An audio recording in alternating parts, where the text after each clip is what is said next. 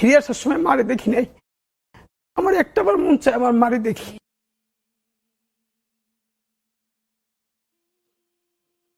করানো হয়েছে যারা আওয়ামী লীগের গণহত্যার সমর্থক না তাদেরকেও আপনি একটা স্পেস দেন।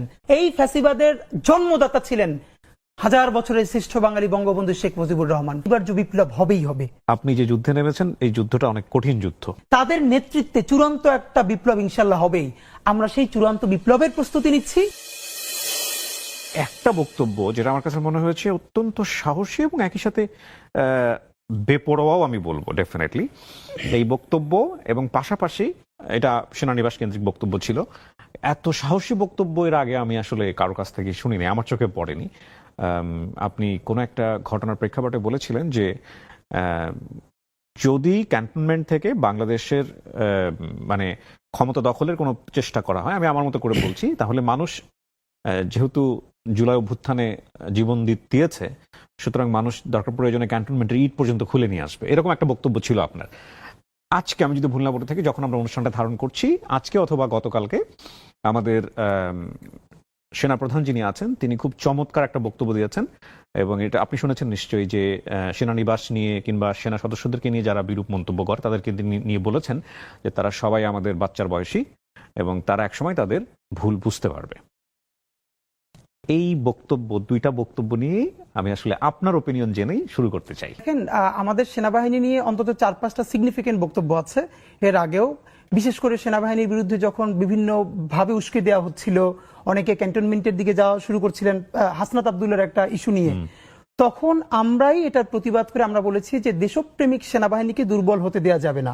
নিশ্চয়ই যেই সেনাবাহিনীরা গুমের সাথে জড়িত ছিল, খুনের সাথে জড়িত ছিল, তাদেরকে বিচার করতে হবে। এবং ধরে ধরে বলেছি যে পিলখানা কমিশনের একদম সুস্পষ্ট যদি প্রতিবেদনটা আসে, এখানে সেনাবাহিনীর অনেক কর্মকর্তা ফেঁসে যাবেন। যদি গুম কমিশনেরটাও আসে তাহলে ফেঁসে যাবেন। কিন্তু এটা কি পুরো বাংলাদেশের সমস্ত সেনাবাহিনীর সমস্ত কর্মকর্তা? না। তো আমাদের বক্তব্যটা খুবই স্পেসিফিক, যে যেই সেনাবাহিনী জনতার পক্ষে দাঁড়িয়েছিল বা দাঁড়াতে বাধ্য হয়েছিল, এখন যদি আর একটা 111-এর মতো পায়তারা তাদেরকে দিয়ে কেউ করায়, আর করালে অবশ্যই এটা ভারতীয় আধিপত্যবাদ করাবে, এটা আমরা জানি। কারণ ভারতীয় আধিপত্যবাদের এখনো শক্তিটা সেনাবাহিনীর মধ্যে একদম আগের মতোই আছে, এটা আমরা কিছু করতে পারি নাই। সেই প্রেক্ষাপটে বলেছি, তারা যদি এই প্রচন্ড জনমতের বিরুদ্ধে গিয়ে যদি ওরকম একটা 111 করতে চায়, আর এই 111-কে মানুষ একদম ভারতীয় আধিপত্যবাদের সরাসরি আগ্রাসন হিসেবে মনে করবে, তাহলে জনগণ ক্যান্টনমেন্টের ইট খুলে নিয়ে আসবে। কিন্তু ফ্যাক্ট হলো যে এটা তারা যদি না করে, তাহলে সেই সেনাবাহিনীকে সম্মান করা, তাদেরকে প্রোটেক্ট করা, সেটা বাংলাদেশের সেনাবাহিনী জনগণের সবচেয়ে বড় দায়িত্ব। আর সেনাবাহিনীর প্রধান যেটা বলেছেন, আই থিঙ্ক এটা গত কয়েকদিন ধরে আমাদের এনসিপির কিছু ভাই বন্ধুরা তারা কোট আনকোট সেনাবাহিনীর ব্যাপারে বিভিন্ন কিছুই বলছেন, পলিটিক্যাল বক্তব্য দিচ্ছেন, এটা তাদের ব্যাপার। এবং তিনি যে বক্তব্যটা দিয়েছেন সেনাবাহিনীর প্রধান, তিনি বাহিনীর প্রধান হিসেবে যে বক্তব্যটা দিয়েছেন একদমই ঠিক আছে, কারণ এর চেয়ে আর উনি কি বা বলতে পারেন, সেটা ঠিকই আছে।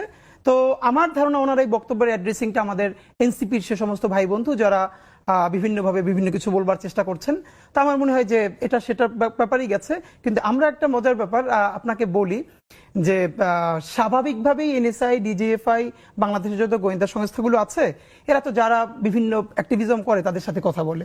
তো ইনকিলাব মঞ্চ থেকে আমাদেরকেও একবার ডিজিএফআই তে দাওয়াত দেওয়া হয়েছিল, এনএসআই তেও দাওয়াত দেওয়া হয়েছে। আর রাষ্ট্রীয় প্রতিষ্ঠান দাওয়াত দিলে আপনি কথা বলতে যাবেন, এটা তো ভদ্রতাই, আমরাও গিয়েছি।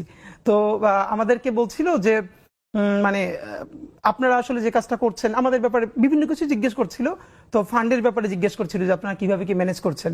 তো আমরা খুব মজা করে বলেছিলাম যে দেখেন, আমাদের ফান্ডে কোত্থেকে 20 টাকা ঢোকে আর কোত্থেকে 20 টাকা বের হয়, এইটা জানার আগে আপনারা জানেন।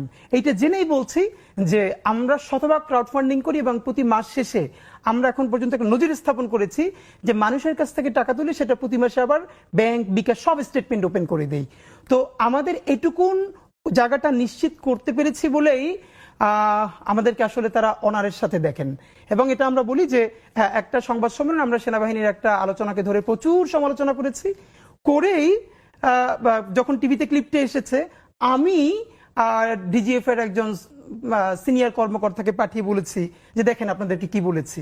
কারণ হলো আমি জানি ওনারা তো মূলধারা গণমাধ্যমে দেখবেনই, সুতরাং আমিও পাঠিয়ে রাখি। তা আমাদের যেটা সুবিধা সেটা হলো এখন পর্যন্ত, ভবিষ্যতে কি হবে জানি না, আমরা আপনাদের কাছে দোয়া চাই যে এখন পর্যন্ত যেহেতু জানি বাংলাদেশের রাষ্ট্রীয় এজেন্সি তারা যত কর্মতৎপরতাই চালাবে, আমরা আমাদের অনেস্টির ব্যাপারে আলহামদুলিল্লাহ এখন পর্যন্ত যেহেতু শতভাগ নিশ্চিত। সুতরাং যে কোনো ব্যাপারে কথা বলতে আমরা ভয় পাই না। ইনকিলাব মঞ্চের জন্মটা হলো কিভাবে? ইনকিলাব মঞ্চের জন্মটা হয়েছে আমি আমাদের সেক্রেটারি আব্দুল্লাহ জাবের, আমরা 5 তারিখ পর্যন্ত একসাথেই আন্দোলন করেছি, জি। একদম একই জায়গায়।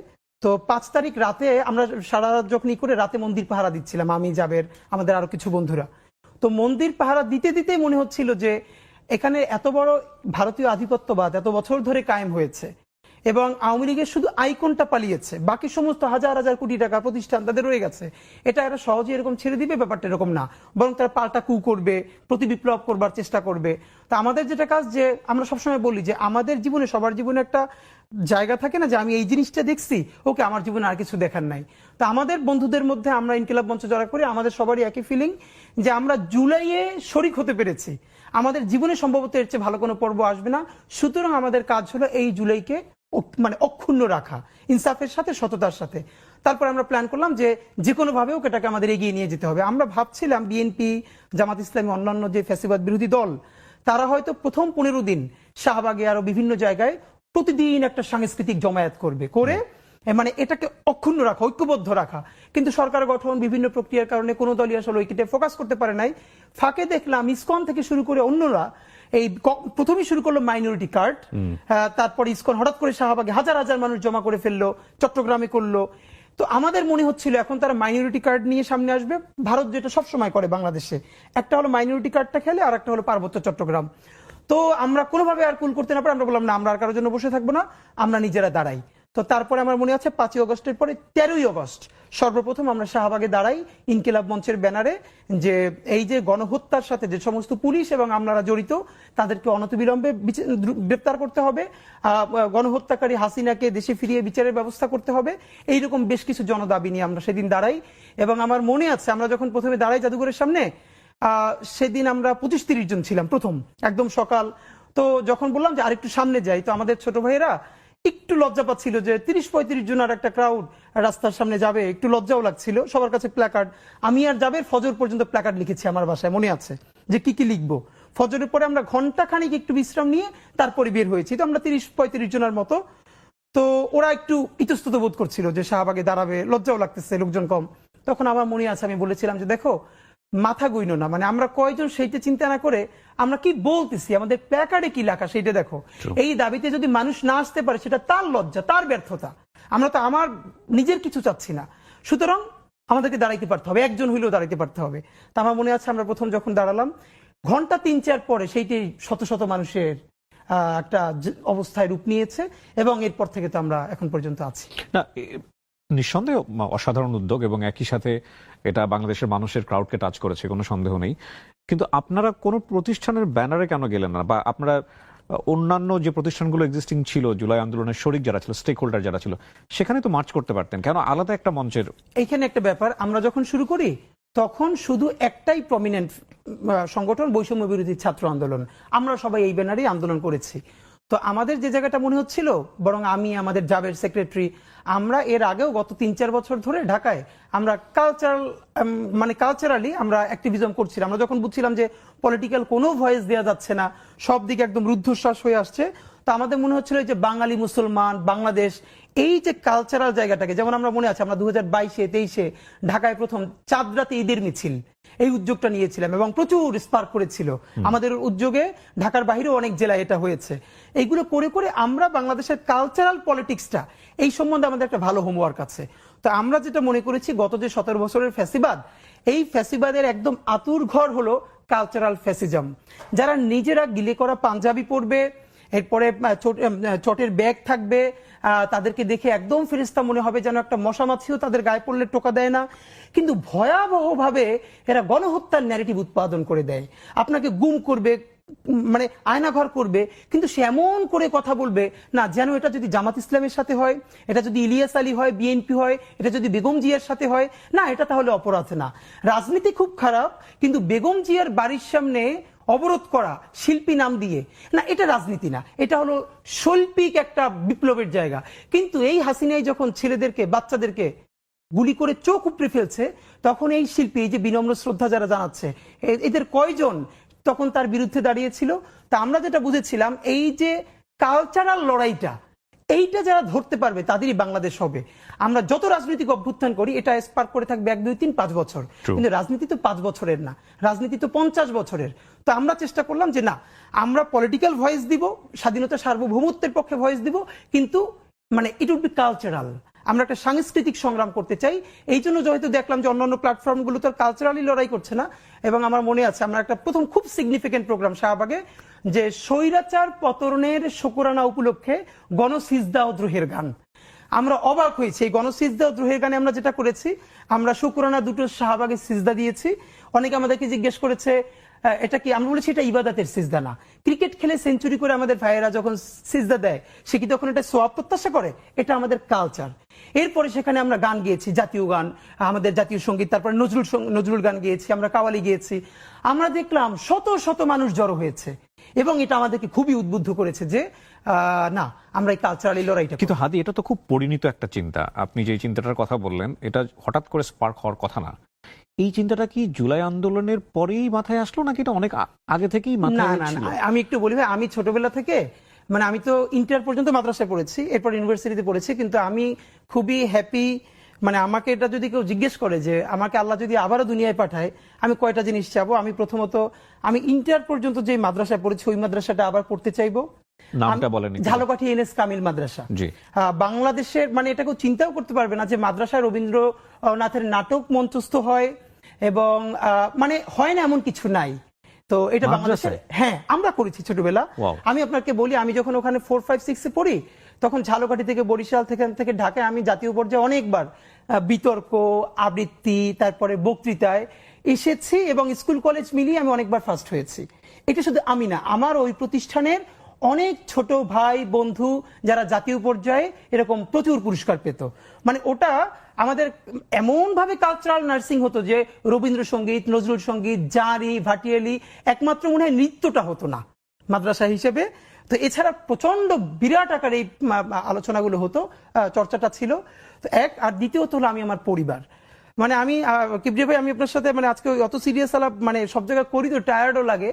আমি বরং এটা বলতে চাই যে পরিবার যে কত বড় প্রতিষ্ঠান, এটা আসলে চিন্তাও করে ভাবা যায় না যে আসলে পরিবার মানুষকে কোথায় নিয়ে যায়। আমরা 6 ভাই বোন, আমি সবার ছোট। আমার জীবনের যেটুকুন লার্নিং এখন পর্যন্ত পুরোটা আমার পরিবার। আমরা 6 ভাই বোন, এবং আমরা 6 ভাই বোন আলহামদুলিল্লাহ, আমি সবার ছোট, মানে আমার বয়স এখন 32, মানে বাকিরা তো আরো বড়। আমরা এখন এমন ভাবে সবাই কানেক্টেড যে কার বাসায় কি রান্না হয় এটা শত ব্যস্ততার ফাঁকেও এটা আমরা হোয়াটসঅ্যাপে বলি। মানে আপনি কিংবা আপনার পরিবারে কেউ কখনো রাজনীতির সাথে জড়িত ছিলেন? আমার বাসার কেউ কোনো দল করে না, কিন্তু আমরা ভীষণ পলিটিক্যালি কনসাস একটা পরিবার। আমার আব্বা মাদ্রাসার ভাইস প্রিন্সিপাল ছিলেন, এবং আমি খুব অবাক যে, এবং এটা আপনাকে ভাই বলা দরকার, আমি কোথাও বলেছিলাম, আমার পলিটিক্যাল গ্রুমিংটা হয়েছে মূলত ছাত্র দলের হাত ধরে। আচ্ছা। আমার বাসা, আমার উপজেলা নলছিটি, আমার বাসা থেকে বিএনপির অফিস ছিল 1 মিনিট দূরত্বে। আমি যখন 3, 4 এ পড়ি, আমার সাথে বন্ধুরা যখন ক্রিকেট খেলে, ফুটবল খেলে, এগুলোও খেলতাম। আমার মনে আছে কেন যেন জানি না, আমি তখন বিএনপির অফিসে গিয়ে বসে থাকতাম। তো ছাত্র দলের বড় ভাইরা বিভিন্ন প্রোগ্রাম করতো, বক্তৃতা করতো, এগুলো আমার ভীষণ টানতো। ওইখান থেকে আমি তো এখন পর্যন্ত বলি যে বাংলাদেশে দলের বাইরেও আমি দুজনকে অলওয়েজ স্বাধীনতা সার্বভৌমত্বের একটা প্রতিচ্ছবি হিসেবে চিন্তা করি। একজন হলেন শহীদ জিয়া, আর এখন যিনি বেঁচে আছেন বেগম জিয়া। ওনারা শুধু বিএনপির নেত্রী না, নেতা নেত্রী না, ওনারা বাংলাদেশের স্বাধীনতা সার্বভৌমত্বের একটা প্রতিচ্ছবি। আমরা কেমন আছি? আমরা আলহামদুলিল্লাহ ভালো আছি। আমরা দেখেছি জুলাই অভ্যুত্থানের পরে অনেকেই হাহুতাশ করেন অতীত সময়ের জন্য যে আমরা বোধহয় আগেই ভালো ছিলাম। কি বলার আছে আপনার এখানে? আগে তো ভালো অনেকে ছিলই, যার সন্তান আয়না ঘরে যায় নাই, গুম হয় নাই, খুন হয় নাই। গতকালকে আন্তর্জাতিক ট্রাইব্যুনালে একজন ডাক্তার সাক্ষী দিয়েছেন, উনি তো আর কোনো দলের না, নিউরোসায়েন্স হসপিটালের। উনি বলছেন এই জুলাই গণ অভ্যুত্থানে নিউরোসায়েন্সে যতজন ভর্তি হয়েছেন তার 167 জনের মাথায় কোনো খুলি ছিল না। কিবরিয়া ভাই, আই রিপিট, গতকালকের পত্রিকা খুলে দেখেন, আপনি চোখ বন্ধ করে ভাবেন এটা আপনার ভাইয়ের রিপোর্ট, আপনার সন্তান, আপনার বাবা মা, যে 167 জনের মাথায় কোনো খুলি ছিল না। আমার বাসার সামনে আমি 8 বাচ্চার জানাজা পড়েছি, এবং আমার একটা বিখ্যাত গান যেটা এই জুলাইয়ের পরে প্রচুর মানুষ শুনেছে, লাল জুলাই নামে, নাট্য পরিচালক বান্নাবাই মেক করেছেন এবং রাহাত শান্তনু ভাই গিয়েছেন। এই গানটা আমি শুধু একদম রক্তের মধ্যে দাঁড়াই লিখছিলাম, আমার দিয়া শান্তনু ভাই লেখাইছিলেন র‍্যাপ। তো এটার মধ্যে আমি এভাবে ছিল যে মানে আমার সামনে বসে একজনের চোখ উপড়ে যাচ্ছে যে চোখ এরকম এরকম চেপে ধরছেন, গল গল করে রক্ত পড়ছে, সে মিছিল থেকে সরছে না। কিবরিয়া ভাই, যে আপনাকে এটা বলেছি কি আপনার অন্য কোথাও শোতে বলেছি, ইলিয়াস আলী ভাই বিএনপির, ওনার লাশটা যখন মানে চিরে মধ্যে পাথর দিয়ে নদীতে ভাসিয়ে দেওয়া হয়েছে, ঠিক তার পরেই হাসিনা ইলিয়াস আলী ভাইয়ের স্ত্রী এবং তার সন্তানকে পাশে বসিয়ে সান্ত্বনা দিচ্ছেন। তো হয় কি, যার সন্তান গুম হয় নাই, খুন হয় নাই, তার লাইফ তো ভালোই ছিল। যারা পাচার করেছে, এখন এই যে আগেই ভালো ছিলাম, এদেরকে আমি শুধু একটা বলি যে ট্রায়াল হলো আর্টিফিশিয়ালি হলেও এদের কাউরে 1 ঘন্টার জন্য ওরকম একটা আয়নাঘরে যদি রাখা যায়, অথবা তার সন্তানকে, তার বাবা মাকে। প্রফেসর ইউনূস যেদিন প্রথম আয়নাঘর ভিজিট করলেন, ওদিন একটা বাচ্চা মেয়ে গেছিল তার সাথে। সেই বাচ্চা মেয়েটা পর ইন্টারভিউতে বলতেছে, ওর মাকে যখন আয়নাঘরে নিয়ে আসছে তখন ও খুব ছোট, ওরেও নিয়ে আসছে সাথে, ওর মা অনেক ভারী। তো ওর মাকে মারতে মারতে এমন অবস্থা হয়েছে, তো ও বলছে যে আমার মার একটু পানি দেন। এরপরে এমন লাথি মারছে, ওর মা ওর সামনে বাথরুম করে ফেলছে, নড়তে পারতেছে না। একটা মেয়ে বলতেছে যে তাকে আয়নাঘরে নেওয়ার পর তার পিরিয়ড হয়ে গেছে মায়ের চোটে, তারপরে বলছে আমাকে প্যাড দেন, হো হো করে হাসতেছে। আপনি ভাবেন যে আপনার বোন, আপনার, এবং সব থেকে ভয়াবহ এই যে আলেপ আয়নাঘরের একজনকে ধরেছে, আয়নাঘরে নিয়েছে, তাকে জঙ্গি হিসেবে তার জবানবন্দি নেবে, কিন্তু সে দিচ্ছে না। তাকে জঙ্গি হিসেবে জবানবন্দি নেয়ার জন্য তার স্ত্রীকে ধরে এনেছে তার সামনে। আপনি চক্ষু বন্ধ করে ভাবেন যে তার স্ত্রী তখন রোজাদার স্ত্রীকে সে যাতে স্বীকারোক্তি দেয় যে এখানে জঙ্গিপনা আছে আর সে জঙ্গি কার্যক্রমের সাথে জড়িত। ভাই, এই কথাগুলো যারা বলে আর্টিফিশিয়ালি হলো, দুনিয়ার যে মানুষটা ডাকাত তারও তো সন্তান আছে। একটা ছবি আছে, একটু দেখে নিন। হঠাৎ করে ওনার কথা শুনে মনে পড়লো, ছবিটার নাম হচ্ছে আনথিঙ্কেবল। যারা আমার অনুষ্ঠানটা দেখছেন তারা দেখে নিন ছবিটা। আমাকে কিবরিয়া ইদানিং অনেক বড় ভাইরা বলে কি, তুমি অনেক ইমোশনাল কথা বলো, এখন একটু প্র্যাকটিক্যাল কথা বলা দরকার, একটু ইমোশন দিয়ে তাড়িত হও। আমি ভেবে পাই না ভাই, 24-এ এই দুনিয়ার কোন পলিটিক্যাল সায়েন্টিস্ট একটা অঙ্ক কষে বসছিল যে এই ফ্যাসিবাদের পতন হবে এই বাচ্চাদের হাতে? সবাই তো 24-এ নির্বাচনের পরে বলেছে আরো 5 বছর। কি ভীষণ ইমোশন থাকলে, সেদিনকে আমার সাথে একটা বাচ্চার দেখা হয়েছে, তার বাবা আমাদের সাথে দেখা করতে এসেছে, যে ও প্রথম দিন নামছে, ও 9-এ পড়ে, সারা জীবন গেম ছাড়া কিছু খেলে নাই, বন্ধুদের সাথেও আড্ডা দেয় না, কিন্তু এই রক্ত দেখে সে নামছিল। তার বাবা মা মনে করছে ও খুব খারাপ করে ফেলবে, পরের দিন রাত্রিরে ওরে দুধের সাথে ঘুমের ওষুধ খাওয়াই দিয়ে ওর ঘুম পাড়াই রাখছে। পরের দিন কি হয়েছে আপনি অবাক হবেন, এই বাচ্চা সে ঘুম থেকে উঠে তাকে বিকেল হয়েছে এবং তাকে মিছিলে যাইতে দেয় নাই। সে বাসায় বটি নিয়ে তারপরে বাপ মারে ধরছে, আমার উঠাও নাই কেন, সেই বটি নিয়ে তার বাবা তার সাথে রাস্তায় নামছে। এটা শুনেছি আমি। মানে যে ও যেহেতু নামবেই তাহলে আমি নামি। এগুলো কি প্র্যাকটিক্যাল ছিল? তাহলে এই ইমোশন, বাচ্চার চোখ ঝুলে যাচ্ছে। এখন পর্যন্ত বেওয়ারিশ কতগুলো লাশ আমরা শনাক্ত করতে পারি নাই। মানে আমি জানি যে আমরা এক সময় সঙ্গীহীন হয়ে যাব, আমাদের সাথে কেউ থাকবে না, আমরা সবাইকে হারাই ফেলবো, কিন্তু এতগুলো মানুষের জীবন চিরতরে অন্ধ, পঙ্গু। কিন্তু এটা আমি অনেকবার বলছি, ঢাকা বিশ্ববিদ্যালয় মসজিদ থেকে নামাজ পড়ে বেরোচ্ছে, টিআরটি ওয়ার্ল্ড একটা ছেলেকে ইন্টারভিউ করবে, জুলাইয়ের আহত। তা আমাকে দেখে ওনারা কথা বলতেছে, তখন ছেলেটা শুনতেছে যে আমি এসছি। ও কোরআনের হাফেজ, মনে হয় 21 না 22 বছরের, 2 চোখ চিরতরে হারাই গেছে, আলো ফিরবে না। তা আমার কাঁধে হাত রেখে বললো কি যে হাদি ভাই, আমার সপ্তাহখানেকের জন্য আমার একটা চোখে একটু আলো ফিরিয়ে দেওয়া যায়? আমি বললাম ভাই 1 সপ্তাহের জন্য কেন? বললো ভাই অন্তত আমার মারে আমার খুব একবার দেখতে মন চাই। আমার মা আমার অনেক নিষেধ করছিল আন্দোলনে যাইতে, আমি ফিরে আসার সময় মারে দেখি নাই, আমার একটাবার মন চায় আমার মারে দেখি। তো যারা হাজার হাজার কোটি টাকা পাচার করে বিদেশ চলে গেছে,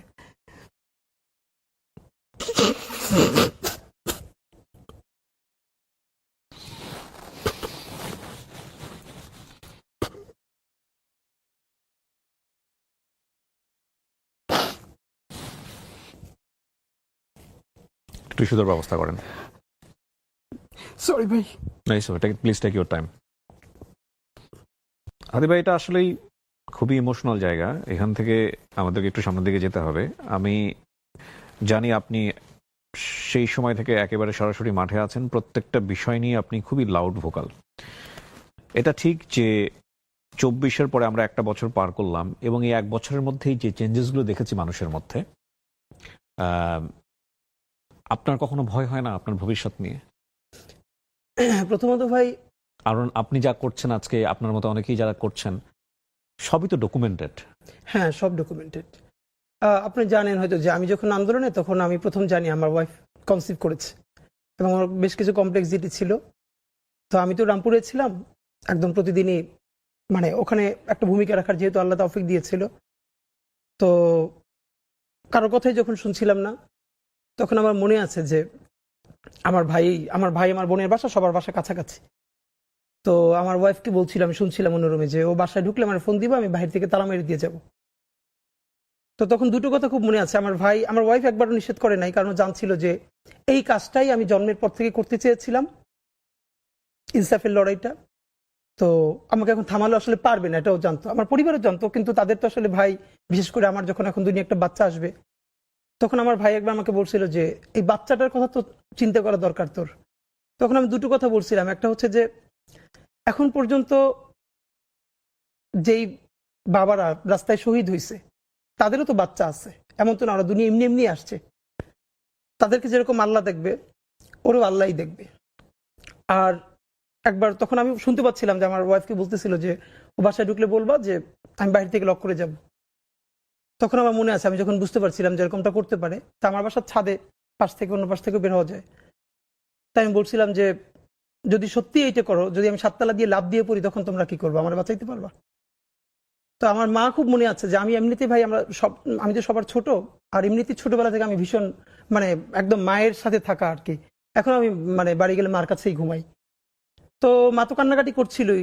তখন মা একটা কথা বলছিল যে এমনি মরে যায়, কিন্তু ওইরকম মানে হতাহত অবস্থা। তখন আমি বলতেছিলাম, মা, কেউ যদি রুমে এসির মধ্যে মারা যায়, আর কাউরি একদম গুলি করে মেরে ফেললো, মানে কবরেই তো যাবে।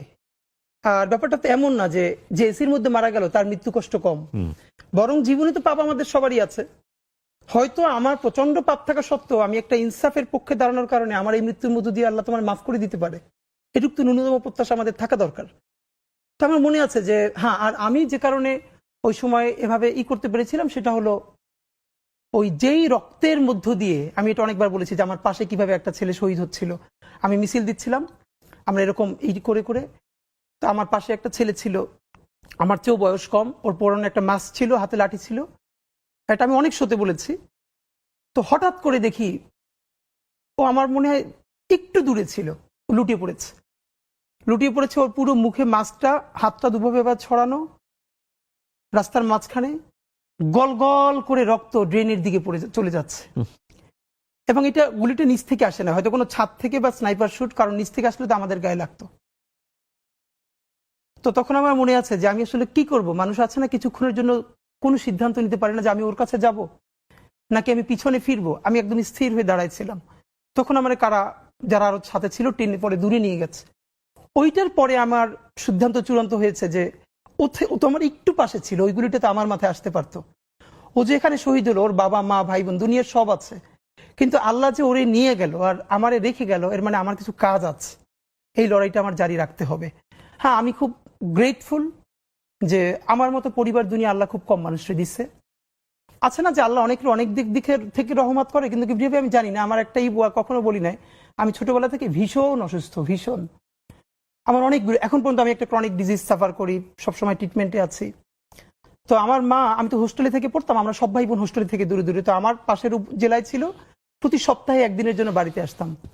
আমার অসুস্থতা এমন ছিল যে প্রতি 2-3 মাসে আমার বাড়ির সবাই কান্নাকাটি করতো, এবার মনে হয় আমি মরে গেছি। ইন্টার পর্যন্ত এরকম কমন চলতো। বড় প্রতিষ্ঠানে পড়তাম, এই 15 দিন 20 দিন পরে এরকম অনেক অসুস্থ হয়ে যেতাম, বন্ধুরা বাড়ি দিয়ে যেত, মা 1 সপ্তাহ 10 দিন প্রচন্ড কষ্ট করে সুস্থ করতো, এরপর আবার যেতাম। তা আমার এরকম খুব আজকে মনে পড়তেছে মায়ের এই কথা, আমার ওই ভাইটার কথা বলতে গিয়ে, যে আমি আসলে তো ইমোশনাল কেন হলাম ওর মায়ের কথা বলবার পর। তো আমার মায়ের কথা মনে হচ্ছিল যে এরকম অনেক রাত আমার আমার শরীর অনেক খারাপ, তো আমার রাত 2টা-3টা কিভাবে ঘুম ভেঙে যেত।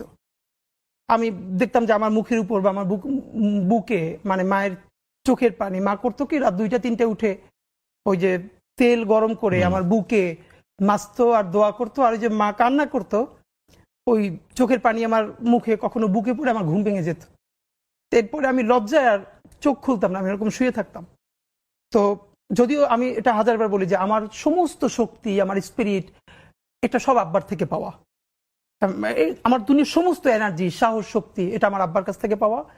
কিন্তু আমার এই জায়গাটা, তো এই জন্য যে বলা যে প্যারালালি একই সাথে এরকম পরিবার। আর একটা কথা, আমি ওদের কথা কোনোদিন কাউরে বলি না, আপনার মাধ্যমে বলি। আছে না অনেকের খুব ভালো পরিবার কিন্তু অত ভালো বন্ধু বান্ধব নাই। আল্লাহ প্যারালালি একটা মানুষকে এত বেশি রহমত দেয়, এটা আমার মতো আর দেখি না। এই জন্য আমি মনে করছি যে আমার অনেক বেশি দায়বদ্ধতা। বিশ্বাস করেন, প্রথমত হলো আমার পরিবার, দ্বিতীয়ত কোনো ছেলে বা মেয়ে তার শিক্ষকদের এত ভালোবাসা জীবনে পাইছে, এটা আমি আমার চেয়ে আর কাউরে দেখি নাই। মানে আমি অনুষ্ঠান উপস্থাপনা করব, অনেক বড় প্রোগ্রাম, আমার টিচারও ওখানের উপস্থাপক, আমি তার সাথে উপস্থাপনা করব। তার রুমে ঢুকছি, সে জানে আমি খাই নাই, খেতে গেলে প্রোগ্রাম দেরি হয়ে যাবে, সেই প্লেটের অর্ধেক খাইছে, বাকি অর্ধেক বলে যে তাড়াতাড়ি খা, তারপর আমাদের স্টেজে যেতে হবে, এ পর্যন্ত। আর থার্ড যেটা, আমার বন্ধুরা, মানে আজকে না, এই অবস্থায় না, আমি যখন ছোটবেলা থেকে, বিশ্বাস করেন আমি যখন টুতে পড়ি, আমার বন্ধুরা যার পানের বরস ছিল, পানের বরস থেকে পান নিয়ে আমার মায়ের জন্য আসতো, বাসার সামনে দাঁড়াই থাকতো। আমার বন্ধুরা আমার পাইলে পাইলে বড় করছে এ পর্যন্ত। আমার প্রচুর বন্ধু ঢাকা মেডিকেলের, বুয়েটের, ঢাকা ইউনিভার্সিটি থেকে শুরু করে, আমার যেই বন্ধুটা 3-4 আমার সাথে পড়ছে কিন্তু ড্রপ আউট, ও এখন মাছের বাজারে আমার এলাকায় মাছ বিক্রি করে, ছোট একটা দোকান আছে। এখন সবার সাথে পর্যন্ত ওর সাথে আমার সবার সাথে আছে।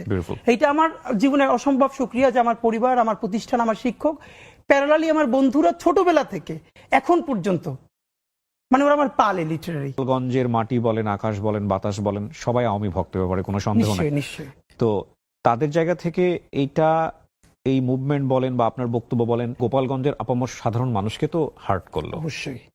এখানে ভাই একটা কথা বলি আপনার মাধ্যমে, প্রথমত সেটা হচ্ছে গোপালগঞ্জে তো সবাই আওয়ামী লীগ করে না, কিন্তু বাংলাদেশে যেটা হচ্ছে, প্রথমত আপনার মাধ্যমে বলি, এটার কোনো ব্যাখ্যা নাই, সেটা হচ্ছে গোপালগঞ্জের যারা আওয়ামী ফ্যাসিবাদের লোক না, দেশপ্রেমিক মানুষ, তারা যারা আহত হয়েছেন, আমি তাদের কাছে বিনয়ের সাথে দুঃখ প্রকাশ করছি যে আমি আপনাদের সন্তান, আপনারা প্লিজ দুঃখ নেবেন না। কারণ কোনো জেলার সাথে তো আমাদের কোনো ঘৃণার জায়গা নাই, এই ঘৃণার বিরুদ্ধেই তো আমাদের লড়াই, প্লিজ আপনারা কষ্ট পাবেন না। কিন্তু এর পরের কথাটা কি জানেন, সেটা হলো হাসিনা ভারতের সাথে আওয়ামী লীগ এবং ভারত মিলে যেটা করেছে, বাংলাদেশকে অঘোষিত ভাবে টুঙ্গিপাড়ার একটা উপনিবেশ বানিয়েছে। ছোট একটা গল্প আমার মনে পড়লো, 3-4 বছর আগে ট্রাফিক সার্জেন্ট একজনে ধরছে, মোটরসাইকেল নাই, মানে ওই হেলমেট নাই, লাইসেন্স নাই।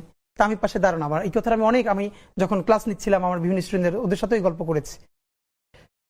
তো সে সার্জেন্টকে কোনো উত্তর দিচ্ছে না, তো এরকম 2-3 মিনিট বলার পর সে বলতেছে শুধু পিছনে তাকান। তো পিছনে তাকান বললে পর, তো পিছনে তাকাই দেখলাম ওই যে বোর্ড, ওখানে লেখা গোপালগঞ্জ। এরপরে সার্জেন্ট তাকে ছেড়ে দিল। মানে হলো ওই যে আপনার নাম্বার প্লেট, এই নাম্বার প্লেটে গাড়িটা হলো গোপালগঞ্জের, মানে উনি বুঝাতে চাইলেন উনি গোপালগঞ্জের মানুষ, সুতরাং এইটাই হওয়ার কথা ছিল, আর বেশি কিছু করলে হয়তো ওনার চাকরি চলে যাবে। এই যে গোপালগঞ্জ নাম করে পুরো বাংলাদেশকে একটা টুঙ্গিপাড়ার উপনিবেশ বানিয়ে ফেলা। দেখেন বেগম জিয়ার সেই কথাটা আপনার মনে আছে নিশ্চয়ই, যে গোপালগঞ্জের নাম বদলে যাবে, এর মানে কি গোপালগঞ্জের সাথে ওনার ব্যক্তিগত কোনো শত্রুতা আছে? নিশ্চয়ই না। কিন্তু এই বাংলাদেশে যারা ফ্যাসিবাদ কায়েম করেছে, আপনি পুলিশের মধ্যে দেখেন, আমলাদের মধ্যে দেখেন, গোপালগঞ্জ, মানে গোপালগঞ্জকে ধরে ধরে ধরে ধরে তাদেরকে চাকরি দিয়ে, প্রমোশন দিয়ে, সব হত্যাগুলো তাদেরকে দিয়ে করানো হয়েছে, এবং তাদেরকে এম্পাওয়ার করেছে কোন পরিচয়টা, সে গোপালগঞ্জের ছেলে বা গোপালগঞ্জের মেয়ে, রাইট? তা আমাদেরকে যেটা করতে হবে, ওই আইডেন্টিটি পলিটিক্সের বিরুদ্ধে কথা বলতে হবে। আমরা তো এটা বলছি না যে এই গোপালগঞ্জ একদিন আবার বগুড়া হয়ে উঠতে পারে, না, আমরা বগুড়া হতে দিব না গোপালগঞ্জে। এর মানে হলো যে কোনো একক জেলা, একক ব্যক্তির পরিচয় কাউকে মনস্টার হতে দেওয়া যাবে না। সুতরাং হ্যাঁ, আর ওই দিন আমরা খুবই এক্সাইটেড ছিলাম, কারণ হলো হাসনাতরা যখন লিটারারি, এটা সত্য যে ওদেরকে ওভাবে পেলে ওদেরকে মেরে ফেলতো, এমন ভাবে ওদের সাথে তো বারবার কথা হচ্ছিল। তো আপনি যখন বুঝবেন, দেখেন আমি তো হাসনাতদের পলিটিক্স করি না, কিন্তু হাসনাত, বিএনপি, জামাত, এনসিপি, যারা এই জুলাইয়ের যোদ্ধা, তারা তো সবাই আমার ভাই। ইভেন আওয়ামী লীগের সেই মানুষটা, আমি হাজারবার বলি, যে গণহত্যা করে নাই, গুম করে নাই, খুন করে নাই, হত্যা করে নাই, কিন্তু সে ফিলোসফিক্যালি আওয়ামী লীগ। আমি তো তাকেও বলি যে তার সাথে কোনো অন্যায় করা যাবে না, তার সাথে ইনসাফ করতে হবে। আওয়ামী লীগের অনেকে আছে জুলাই পক্ষে ছিল, হ্যাঁ, একদম স্বীকৃত আওয়ামী লীগ। আমি আপনাকে বলি, আমি যে আমার শেষের 10 দিন তো আমার বাসায় থাকতে পারি নাই, এবং আমার ওয়াইফ তখন বাসায় একা। আমার বাড়ির লোক, আমার শ্বশুর বাড়ির কেউ জানে না যে আমি বাসায় নাই, আমার ওয়াইফ প্রেগনেন্ট। কিন্তু তখন আমি রাতে বাসায় থাকি না, কারণ সারা রাত জেগে জেগে ল্যান্ডফোনে তখন যখন নেট ব্ল্যাক আউট করা হয়েছিল, আমি যে বাসাটা যে আপার বাসায় ছিলাম, ওনার ভাইও আওয়ামী লীগের ওয়ার্ডের একজন বড় নেতা, এবং ওই বাসাতে এই জন্য আমি এই আপার বাসায় থাকতে পেরেছিলাম যেন, এবং ওনার ভাই জানতো, কিন্তু ওনাকে বারবার ডেকে বলেছে এটা কিন্তু খুব রিস্কি হচ্ছে। বাট এবং ওই আপা, আমি অনেক টক সাথে বলেছি, উনি রাত 2টায় 3টায় আমার সাথে ব্রাকের সামনে, ইস্ট ওয়েস্টের সামনে, তারপরে আবুল হোটেলের ওখানে বোরকা পরে ফাইল নিয়ে হসপিটালের আমার সাথে গেছেন, কারণ ঠিক তখন আমার ওখানে যাওয়া দরকার ছিল অবস্থা বোঝার জন্য। আমি একটা লুঙ্গি পরে, টি শার্ট পরে তার সাথে গেছি, এবং সে হসপিটালের ফাইল নিয়েছে যাতে বুঝাতে পারি যে আমাদের ইমার্জেন্সি হসপিটালে যাওয়া প্রয়োজন আমার বোনকে সাথে নিয়ে। তো এটা তো সত্য। তো এই জন্য আমরা চাই যারা আওয়ামী লীগের গণহত্যার সমর্থক না, তাদেরকেও আপনি একটা স্টেজ দেন, তবে তার আগে কি করতে হবে, এই গণহত্যার বিচারটা করতে হবে। বিচার করে তারপরে তাকে নতুন করে স্পেস দিতে হবে। তো এই ঘৃণা তো আমরা আওয়ামী লীগের মতো ছড়াতে পারি না।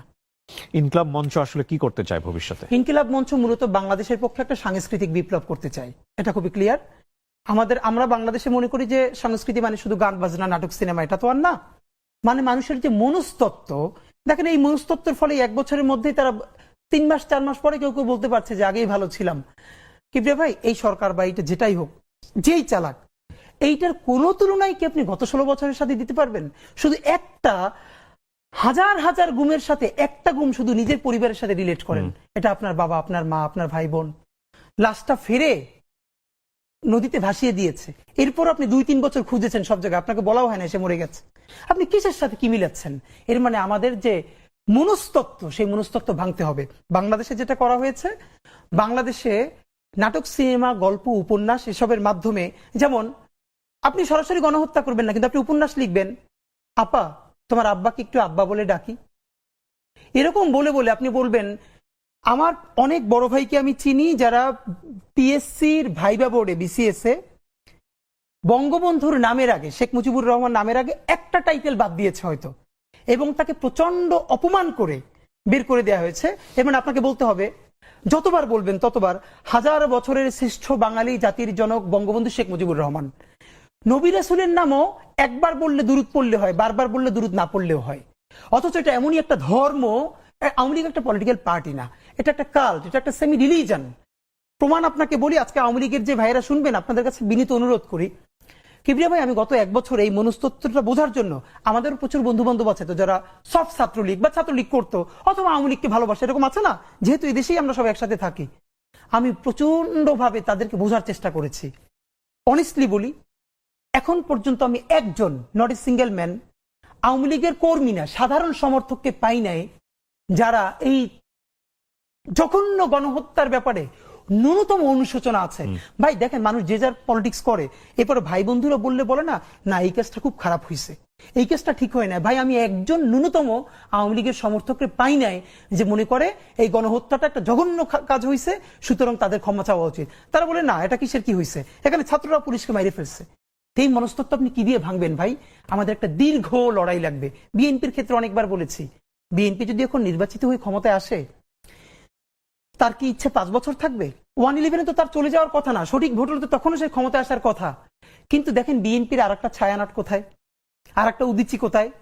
আওয়ামী লীগের 100-র বেশি এরকম সফট লেয়ার ছিল যে সে, দেখেন, সে ক্ষমতায় নাই, কিন্তু তার পক্ষে মত উৎপাদন করার মতো মূলধারা মিডিয়া থেকে শুরু করে কত জায়গায় লোক আছে, তারা গিলি করা পাঞ্জাবি পড়বে, তারা রবীন্দ্রসঙ্গীত গাইবে, শান্তিনিকেতনের জবনে কথা বলবে, এবং তারা বলবে যে হাসিনা খারাপ কিন্তু বঙ্গবন্ধু তো খারাপ নয়। কিন্তু সে একবারও বলে না এই বঙ্গবন্ধু স্বাধীনতার স্থপতি, এই কথাটা যেরকম সত্য, সেই বঙ্গবন্ধু বাংলাদেশে বাকশাল কায়েম করে গণতন্ত্র হত্যা করেছেন। তিনি প্রথম গুমের জনক বাংলাদেশে। তিনি সিরাজ শিকদারকে শুধু গুমি করেন নাই, তাকে হত্যা করে সংসদে দম্ভ ভরে বলেছেন, কোথায় আজকে সেই সিরাজ শিকদার? এই বাংলাদেশের প্রত্যেকটা, এই যে আজকে ফ্যাসিবাদ, এই ফ্যাসিবাদের জন্মদাতা ছিলেন 1000 বছরের শ্রেষ্ঠ বাঙালি বঙ্গবন্ধু শেখ মুজিবুর রহমান। এই কথাটা তিনি বলবেন না। বাংলাদেশ থেকে কোন ইতিহাসটা গুম করা হয়েছে ভাই জানেন? 74-এর দুর্ভিক্ষ। কবি আব্দুল হাই শিকদার, যুগান্তরের সম্পাদক, কয়েকদিন আগেও আমাকে বলেছেন যে কমপক্ষে 5 লক্ষ মানুষ 74-এর দুর্ভিক্ষে মারা গেছে। কিন্তু উনি বলছেন, আমি আমার এলাকায় গিয়ে দেখি আসলে মানুষের অভাব, মানে চাল ডালের অভাব নাই। তখন দেশে এগুলোর পর্যাপ্ত মজুদ ছিল, কিন্তু আওয়ামী লীগ এবং আওয়ামী লীগের তখন সবাই মিলে এটা নিজেরা মজুদ করে কালোবাজারি করে তারা মানুষের কাছে পৌঁছে দিতেন। আমি যে এলাকার ছেলে, সবাই আমির হোসেন আমুকে আমার এলাকায় সবাই লবণ চোরা বলে চেনে। এই ৭৪-এর দুর্ভিক্ষের সময় তারা লবণকে এরকম কুক্ষিগত করে এরপর অনেক বেশি দামে বিক্রি করেছে। ৫ লক্ষর বেশি মানুষ ৭৪-এর দুর্ভিক্ষে মারা গেছে, যার ফলে ৭৫-এর ১৫ই অগস্টে জানা যায় লোক পাওয়া যায় না। এটা তো সত্য। এই সত্য কি তারা কোনোদিন স্বীকার করে? তো এই জন্য আপনাকে যেটা বলা সেটা হলো যে আমাদের কালচারাল লড়াই লাগবে। আফসোস হলো বিএনপি বাংলাদেশের এত বড় দল, তার কোনো কালচারাল চিন্তাই নেই। কোথায় ছায়ানট, কোথায় উদীচীয়ার, তার কিসের তারা সংস্কৃতি মনে করে যে 10টা 8টা বিভাগে 8টা ব্যান্ড শো করলেই কালচার হয়ে যাবে। এটা শহীদ জিয়ার মতো একজন মানুষকে নিয়ে আইকনিক 3টে উপন্যাস নাই আছে? তো মানুষের ন্যারেটিভ নির্মিত হয় কি করে? মানুষের মনস্তত্ত্ব, ছোটবেলা ছেলেটা কোথায় গেছে? প্রথমে গেছে ছায়ানটে গান শিখছে, তারপরে বিশ্ব সাহিত্য কেন্দ্রে গেছে, তারপরে উদীচিতে গেছে, তারপরে অলিম্পিয়াডে গেছে, এরপরে বিদেশে গিয়েও সে হাসিনা খারাপ, বঙ্গবন্ধু ভালো, আওয়ামী লীগ এবার খুব খারাপ, কিন্তু 96-তে ভালো। কিভাবে 96-তে আওয়ামী লীগ ভালো? এই আওয়ামী লীগ তো বাংলাদেশে বারবার ফ্যাসিবাদের জন্ম দিয়েছে। তো এখন আমাদের হলো এইটার বিরুদ্ধে যে আপনি কাউন্টার ন্যারেটিভ বলবেন, সেই প্রস্তুতি বাংলাদেশপন্থী মানুষদের সমস্যা কি জানেন? আমাদেরকে সবাই এসে বলে কি, হাদি ভাই দেশের প্রয়োজনে জীবন দিয়ে দিব বলবেন। তা আমি ধরে বলি, ভাই জীবন দেওয়া লাগবে না। আল্লাহ নিজেও বলছে আগে তোমার মাল দাও, তারপরে জান দাও। মাল কি? মাল মানে খালি টাকা দেয়া না, আপনি আপনার স্কিল দিবেন। বাংলাদেশপন্থী মানুষদের দেশে কোনো প্রতিষ্ঠান নাই, তার কোনো প্রজেক্ট নাই। বাংলাদেশ আপনি ভাবেন কিভাবে কালচারাল হেজিমনি প্রতিষ্ঠিত হয়? ভাই কলকাতা থেকে বাংলাদেশে শত শত আর্টিস্ট কাজ করতে আসে না? নিশ্চয়ই আসে। কিবরিয়া ভাই আপনি কোনোদিন আজ পর্যন্ত দেখছেন কলকাতা থেকে যারা ঢাকায় আসে 6 মাস 1 বছর কাজ করে যায়, তারা এরপরে কলকাতায় কোনো শোতে গিয়ে ঢাকার অ্যাকসেন্টে বাংলা বলেন? কলকাতার আর ঢাকার অ্যাকসেন্টের পার্থক্য তো আছে, আচ্ছা না? শুনলেই বোঝা যায়। কিন্তু কত বড় খয়রাইত্যপনা বলে এটার বরিশালে, হ্যাঁ, যে এটা কিন্তু ইচ্ছা করে। আমাদের জয়া হাসানেরা কলকাতা গিয়ে মাত্র 2 দিন একটা শুটিং করে আসেন বা 2 মাস, এরপরে বাংলাদেশের বিভিন্ন শোতে যান না, রান্নাঘরের শোতে গিয়ে তারা বাংলা বলে কলকাতার অ্যাকসেন্টে। যা হয়েছে না বাবা, মানে কত বড় স্টুপিড আপনি ভাবেন। এবং এটা যে আরোপিত সেটা বোঝা যায়। এই যে খয়রাইত্যপনা, এই যে আমাদের মনস্তত্ত্ব, এটা আপনি কি দিয়ে ভাঙবেন? সে খায় শরবত কিন্তু জোর করে বলে লেমনেড। আপনি এটা কি দিয়ে ভাঙবেন? তা আমার হলো আমাদের যা দেখেন, এখন বাংলা মানেই বাংলাদেশ। কলকাতার হেজিমনি বহু আগে ভেঙে গেছে। যেই কলকাতা পুরো ইন্ডিয়ার মধ্যে সব থেকে বস্তি হিসেবে ট্রিটমেন্ট পায়, কলকাতার মানুষের সাথে পুরো ইন্ডিয়ার মানুষ ভালো করে কথা বলে না, তারা নোংরা। আপনি দেখেন পুরো ইন্ডিয়ায় কলকাতার কেউ চ্যানেল দেখে, কলকাতার যারা একটু ভালো এলিট তারা কলকাতার বাংলা চ্যানেল দেখে না। যেই কলকাতা সিনেমায়ও এখন আপনার দক্ষিণ ভারতের সিনেমাকে সব কপি করে। আর বাংলাদেশে কি করা হলো, তাদের স্যাটেলাইট চ্যানেলগুলো এখন পর্যন্ত দেখানো হচ্ছে বিজ্ঞাপন, তাদের বিজ্ঞাপনগুলো দেখে এখানে মানুষের কাছে প্রোডাক্ট সেল করা হচ্ছে, অথচ বাংলাদেশের কোনো চ্যানেল ওখানে ওপেন করা হচ্ছে না। অথচ বাংলাদেশের প্রোগ্রাম, বাংলাদেশের নাটক দেখার জন্য এক সময় কলকাতায় মানুষ অ্যান্টিনে ধরে বসে থাকতো। এই কালচারাল হেজিমনি আপনি কি দিয়ে ভাঙবেন? হাদি ভাই, আমার কাছে যেটা মনে হয়, আপনি যে যুদ্ধে নেমেছেন এই যুদ্ধটা অনেক কঠিন যুদ্ধ, অনেক লম্বা সময় ধরে করাটা যুদ্ধ।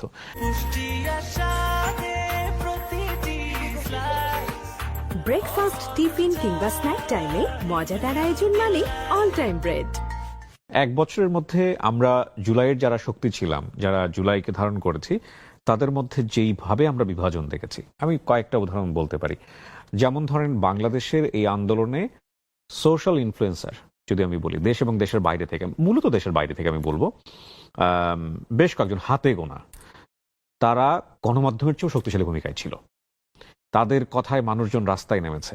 এটা পৃথিবীর ইতিহাসে কোথাও হয়েছে কিনা আমরা ঠিক জানি না। আমরা জানি যে ইন্ডিয়াতেও এরকম কিছু পলিটিক্যাল ইনফ্লুয়েন্সার আছেন, কিন্তু এতটা পাওয়ারফুল কিনা বাংলাদেশের এই বেশ কয়েকজন আমি বলবো। তাদের মধ্যে এক বিভাজন দেখেছি, মারাত্মক রকমের বিভাজন, একজন আরেকজনকে সম্মান দিয়ে কথা বলে না।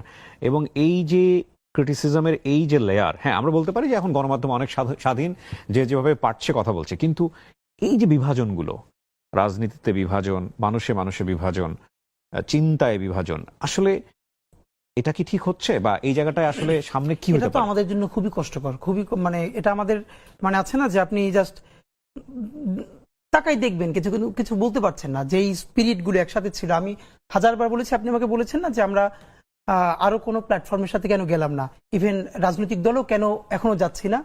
আমাদের মনে হচ্ছিল আমরা যে একটা যুদ্ধে আছি, এটা ন্যূনতম একটা পর্যায়ে পৌঁছানোর পরে যে যার পলিটিক্সটা করবে। তো আমাদের বন্ধুরা স্বাভাবিকভাবে অনেকে যে যার পলিটিক্স করবে, ভিন্ন ভিন্ন হয়ে যাবে। তখন মনে হলো যে একটা না একটা ফোর্সকে তো থাকতে হবে, যে যখন প্রচন্ড কোনো খারাপ অবস্থা হবে তখন সবাই হাত ধরে টেনে নিয়ে একসাথে একটু বসানো, একসাথে চা খাওয়ানো। তো সাধারণত যেটা হয় ভাই, প্রত্যেকটা দেশেই কোনো গণ অভ্যুত্থান বা বিপ্লবের পর যারা বিপ্লবী শক্তি থাকে তাদের নিজেদের মধ্যে প্রচন্ড ঝগড়াঝাটি শুধু হয় না, বিপ্লবীদের হাতে বিপ্লবীরা খুনও হয়। পৃথিবীর অনেক দেশে হয়েছে। তো প্রথমত আমরা তো এখানে বিপ্লবটা চূড়ান্তভাবে করতে পারি নাই, কিন্তু আমরা তো গণ অভ্যুত্থান তো করেছি ভীষণভাবে। তো এখন এটার বিভিন্ন ফোর্স, আমরা তো দেখেন ডান বাম বিভিন্ন ঘরানা সবাই মিলে একসাথে করেছি। এখন যে যার ঘরে ফিরবে, এটা হওয়ারই কথা ছিল। কিন্তু এখানে যেটা হয়ে যাচ্ছে যে ওই আক্রমণের ভাষাটা, মানে আমি শুধু আমাকে সহ সবাইকে বলছি, প্লিজ আমরা যখন সমালোচনাটা করব তখন ন্যূনতম এটুকুন মেনটেন করি যাতে জরুরি প্রয়োজনে আবার তার সাথে একসাথে একটু বসা যায়, এমন ভাবে না বলি যাতে কোনোদিনই তার মুখ দেখা বন্ধ হয়ে যায়। কারণ আমরা যেহেতু দেখেন, আমি আবারও বলি, যত বিচ্ছিন্নতা থাকুক, অনৈক্য থাকুক, আওয়ামী লীগ প্রশ্নে বাংলাদেশের সমস্ত ফ্যাসিবাদ বিরোধী শক্তির এক, গণহত্যার বিরুদ্ধে এক।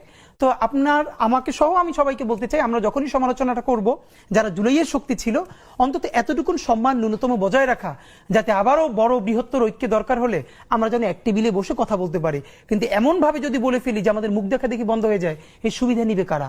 ভারতীয় আধিপত্যবাদ নিবে, গণহত্যাকারীরা নিবে। তো এটা তো আমাদের জন্য কারোর জন্যই কাম্য নয়। সুতরাং ওই ঐক্যটা তো আমাদের লাগবে। আগামীর যে নির্বাচন, আমরা অলরেডি শুনেছি যে 2026 ফেব্রুয়ারিতে নির্বাচন। আপনার কি মনে হয় এখন যে অবস্থায় আছে বাংলাদেশ, তাতে আমরা কি ফ্রি ফেয়ার একটা ইলেকশন দিতে পারবো? এখন ঠিক যে অবস্থায় আছে তাতে ওরকম প্রধান উপদেষ্টা বলেছেন যেটা, যে ঈদের উৎসবের মতো একটা নির্বাচন। দেখেন, গত বাংলাদেশের যতগুলো বড় বড় সমস্যা হয়েছে তার মূলে ছিল ত্রুটিপূর্ণ নির্বাচন। এখন উনি যেটা বলেছেন যে একটা ঈদের মতো, যে মানুষ বিদেশ থেকেও ভোট দিতে আসবে। আসলে সত্যি ওরকম একটা নির্বাচন হলে তো মানুষ ওই আমেজটা, বাচ্চা কাচ্চা নিয়ে লাইন দিয়ে ভোট দিবে। কিন্তু এখন পর্যন্ত আইন শৃঙ্খলা বাহিনীর যে অবস্থা, 1000-এর উপরে পুলিশ সরাসরি গণহত্যায় জড়িত, তাদের ব্যাপারে মামলা আছে। 46 জন না জানো কয়জনকে এরকমই গ্রেপ্তার করা হয়েছে, বাকিদেরকে গ্রেপ্তারও করা হয় নাই। তো পুলিশের অবস্থা এই, বাকি আইন শৃঙ্খলার অবস্থা এই। ঠিক এই অবস্থায় নির্বাচনে গেলে বাংলাদেশের মানুষের ঈদের উৎসবও হবে না, ওরকম ভালো নির্বাচনও হবে না, যা হবার তাই হবে। তো আমি যেটা মনে করি যে ইতিহাসের শ্রেষ্ঠ নির্বাচন হওয়ার জন্য আমরা দুটো কথা বলেছি। প্রথমত, অন্তত গুরুত্বপূর্ণ কয়েকটা বিচার আপনাকে দেখাতেই হবে। যদি জনগণকে, আপনি যদি চান না বিএনপি, জামাত ইসলামী আর যারা যারা এখন ক্ষমতার কাছাকাছি যাবে শুধু তারাই নির্বাচন করুক, এটা বাংলাদেশের জনগণের সর্বোচ্চ 20%। কিন্তু বাকি যারা দলের কর্মী না কিন্তু দেশ ভালোবেসে নির্বাচন করবে, তারা কিন্তু কেন্দ্রে যাবে না। তাদেরকে কেন্দ্রে নিলে কি কি করতে হবে? আপনাকে অবশ্যই জুলাই গণহত্যার যারা একদম প্রথম নির্দেশদাতা, তাদের কয়েকটার বিচার করে দেখাতে হবে। নাম্বার 2, অবশ্যই কিছু মৌলিক সংস্কার, মানে একদম যা আছে সেটার উপর দিয়ে দিলে মানুষ ভোট কেন্দ্রে যাবে না, আমিও যাব না, আমরাও যাব না। এমন কিছু সংস্কার যেটা মানুষ ফিল করবে যে না, এই সংস্কারটা হয়েছে, এখন খুশি হয়ে আমরা নির্বাচনটা করতে পারি। নাম্বার 3, এই নির্বাচনটা হতে হবে বাকশালী সংবিধানকে কবর দিয়ে নতুন বাংলাদেশের নতুন সংবিধানের নির্বাচন।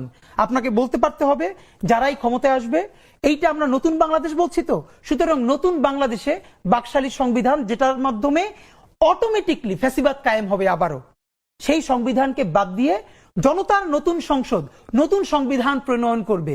আপনি এটা যদি ঘোষণা দিতে পারেন, তাহলে বাংলাদেশের মানুষ ওই আনন্দে, ওই আকাঙ্ক্ষায় নির্বাচনে অংশগ্রহণ করবে। কিন্তু নতুন সংবিধানও নাই, কোনো সংস্কারও নাই, বিচারও নাই, এই অবস্থায় নির্বাচন গেলে আসলে কিছুই হবে না। ইভেন আই থিঙ্ক নির্বাচন করাও কঠিন হয়ে যাবে। হতাশ হয়ে যাচ্ছি আমরা, মানে শেষের দিকের এই কথাগুলো শুনে। কিন্তু মানুষ তো আসলে একটা পরিবর্তন দেখতে চেয়েছিল, এবং সেই পরিবর্তনের জায়গায় আসলে কলকাঠি নাড়ছে কে, সেটাও একটা বড় প্রশ্ন। আমরা মাঝখানে এরকম একটা গুজবও শুনেছিলাম, গুজব কিনা এটা গুজব বলা যায় কিনা আমি জানি না, মানে আমাদের নাহিদ, এনসিপির যিনি প্রধান, তিনি তো বলেই ফেলেছিলেন যে প্রধান উপদেষ্টা পদত্যাগ করতে চান, এবং এরকম শক্তিশালী স্টেটমেন্টও এসছে যে সরকারের ভেতরে একটা সরকার আছে। তো সেই অবস্থায় আসলে ইউনূস সাহেব কতটুকু করতে পারেন, সেটাও একটা বড় প্রশ্ন। আবার আপনি যে বিষয়গুলোর কথা বললেন, সেগুলো যারা স্টেক হোল্ডার তারা করবেন কিনা, সেটাও একটা বড় প্রশ্ন। তার মানে সবকিছু মিলিয়ে কি আমরা একটা অনিশ্চিত বাংলাদেশের দিকে না, এখন পর্যন্ত আমরা খুবই অনিশ্চয়তার মধ্যে আছি। কারণ দেখেন, অবশ্যই আমরা বলি পলিটিক্যাল পার্টিস গুলো গুরুত্বপূর্ণ স্টেক হোল্ডার, কিন্তু বাংলাদেশের স্বাধীনতা সার্বভৌমত্ব এতটাই গুরুত্বপূর্ণ যে তার সমস্ত মালিকানার সিদ্ধান্ত রাজনীতিবিদদের হাতে ছেড়ে দেওয়া যায় না। যেই ক্ষমতায় আসবে, ইভেন যদি জামাত ইসলাম আসে, কথার কথা বললাম, তাকেও তো ইন্ডিয়া প্রশ্ন ডিল করতে হবে কিবরিয়া ভাই। তা আপনি ভারতের মতো, আমি আপনাকে আবারও বলি, বাংলাদেশের পাশে বা প্রতিবেশী দেশগুলোর পাশে ভারত রাষ্ট্র হিসাবে যতটা পরাক্রমশালী, মেক্সিকোর পাশে আমেরিকাও ততটা পরাক্রমশালী না। এটা আমি আপনাকে দায়িত্ব নিয়ে বললাম। তো যখন একটা ইলেকটেড গভর্নমেন্ট আসবে, ইন্ডিয়া তো বসে আছে তার সাথে ডিল করবার জন্য, তা আপনি তো তখন এই মৌলিক সংস্কারগুলো চাইলেও করতে পারবেন না। এই জন্য রাজনৈতিক দলগুলোর কাছে আমরা হাতে ধরে পায়ে ধরে বারবার বলবার চেষ্টা করছি, প্লিজ আপনারা চাইলেও পারবেন না, আপনাদেরকে বিভিন্ন জিনিস ডিল করতে হবে, আর ইন্ডিয়া এগুলো হতে দিবে না। সুতরাং আপনারা ইউনুসের কাঁধে বন্দুক রেখে, ইন্টারিমের উপরে বন্দুক রেখে এই কাজগুলো করে ফেলেন। যদি তারা ভালো কিছু সংস্কার করতে চায়, প্লিজ আপনারা বাগড়া দিয়েন না, আপনারা বরং তাদের উপর দিয়ে করে ফেলেন। আপনারা তো পারবেন না, আপনারা জানেন, আপনাদের ইচ্ছা থাকবে কিন্তু আপনারা করতে পারবেন না, আপনাদেরকে করতে দেওয়া হবে না। তো এই যে একটা সোনালী সুযোগ আমরা পেয়েছি, এটাকে কেন মিস করতেছি ভাই? তো আপনার মাধ্যমে আমরা বলি হতাশার কিছু নাই। যারা অনেকেই বলছে কিচ্ছু হলো না, না অনেক কিছু হয়েছে। প্রথমত কি হয়েছে, 24 সনেও এই অগস্টের আগে, জুলাই অগস্টের আগে সবাই বলেছে হাসিনারে আল্লাহ নিয়ে না গেলে আর কিছু হবে না, তোমরা যে যার মতো যাও, বলেছে না? তো এরপরে এই জুলাই গণ অভ্যুত্থান এর একমাত্র মাস্টার মাইন্ড উপরের আল্লাহ তাআলা। আমাদের অন্তরে তিনি অসীম সাহস নাজিল করেছেন, অসীম সাহস ভাই। তো এই 1 বছরে আল্লাহ যদি আমাদেরকে, যেটা কোনো পলিটিক্যাল পার্টি পারে নাই, বাংলাদেশের মানুষ যদি যা পেরে থাকে, তাহলে এই লড়াইটা তো কেবল শুরু। আমরা একটা বিপ্লবের মধ্যে আছি, বিপ্লব আমরা করতে পারি না। কিন্তু আপনাকে মনে রাখি ভাই, এইবার যদি ভালো কিছু না হয়, বাংলাদেশে একটা অনিবার্য বিপ্লব হবেই হবে। কবে হবে অঙ্ক কষে বলতে পারবো না, এটা 5 বছর পর, 10 বছর পর, অথবা আমার জন্মের পর আমার সন্তানেরাও করতে পারে। কিন্তু এই যে অসম্পূর্ণ বিপ্লব, তার স্ফুলিঙ্গ যে রয়ে গেছে, যেই সন্তান তার বাবাকে হারিয়েছে, মাকে হারিয়েছে, বোনকে হারিয়েছে। আমাকে শহীদ সৈকতের বোন মেসেজ করেছে গতকালকে, 2 বোন আপনার মনে আছে, যার ভাইয়ের লাশটা কাঁধে নিয়ে তারা মিছিল করছিলেন, তারা কিন্তু মরে যায় নাই। যেই ছেলে অন্ধ হয়ে আছে সে কিন্তু মরে যায় নাই। তাদের নেতৃত্বে চূড়ান্ত একটা বিপ্লব ইনশাল্লাহ হবেই। আমরা সেই চূড়ান্ত বিপ্লবের প্রস্তুতি নিচ্ছি, যেই বিপ্লবে আমরা সমস্ত আধিপত্যবাদের বিরুদ্ধে দাঁড়িয়ে সত্যিকারের একটা সার্বভৌম বাংলাদেশ গড়তে পারবো। আর সেই বিপ্লবের প্রথম পর্ব হলো আমাদেরকে ভীষণ যোগ্য করে তুলতে হবে। বাংলাদেশপন্থী মানুষদের হাজার হাজার তরুণ লাগবে, যারা এক একটা বিষয়ে ভীষণ স্কিল, যে সিনেমা বানাচ্ছে, ওয়ার্ল্ডের ফাইনেস্ট সিনেমা বানাবে, ফাইনেস্ট উপন্যাস লিখবে, এরকম এক একটা পর্যায়ে আমাদের হাজার হাজার যোগ্য লোক লাগবে। যখন আমরা দেখব যে প্রত্যেকটা সেক্টরে বাংলাদেশপন্থী ছেলে, বাংলাদেশপন্থী মেয়ে পৃথিবীর প্রতিটা প্রান্তে সব থেকে যোগ্য হয়ে উঠেছে, সেদিন আমাদের বিপ্লবের আমরা কেউ না কেউ ডাক দিবেই। ইনশাল্লাহ সেদিন আমরা সফল হব, আমরা বিপ্লবের মধ্যে আছি। হাদি ভাই, অনেক অনেক শুভকামনা থাকলো। খুব চমৎকার একটা সময় কেটেছে আপনার সঙ্গে। আমার ব্যক্তিগতভাবে অনেকবার গুজবাম্প হয়েছে। আমি ব্যক্তিগতভাবে বিশ্বাস করি 24-এর মধ্য দিয়ে যে বাংলাদেশ আমরা পেয়েছি, এই বাংলাদেশ কোনোভাবেই পথ হারাবে না এবং হারানো যাবে না। কারণ এই বাংলাদেশ সাধারণ মানুষের বাংলাদেশ, এদেশের মানুষের বাংলাদেশ। অনেক ভালো থাকুন আপনি। গোপালগঞ্জের মাটি বলেন, আকাশ বলেন, বাতাস বলেন, সবাই আওয়ামী ভক্ত, ব্যাপারে কোনো সন্দেহ নেই। তো তাদের জায়গা থেকে এই মুভমেন্ট বলেন বা আপনার বক্তব্য বলেন, গোপালগঞ্জের আপামর সাধারণ মানুষকে তো হার্ট করলো। অবশ্যই। এখানে ভাই একটা কথা বলি আপনার মাধ্যমে, প্রথমত সেটা হচ্ছে গোপালগঞ্জে তো সবাই আওয়ামী লীগ করে না, কিন্তু বাংলাদেশে যেটা হচ্ছে, প্রথমত আপনার মাধ্যমে বলি, এটার কোনো ব্যাখ্যা নাই। সেটা হচ্ছে গোপালগঞ্জের যারা আওয়ামী ফ্যাসিবাদের লোক না, দেশপ্রেমিক মানুষ, তারা যারা আহত হয়েছেন, আমি তাদের কাছে বিনয়ের সাথে দুঃখ প্রকাশ করছি যে আমি আপনাদের সন্তান, আপনারা প্লিজ দুঃখ নেবেন না।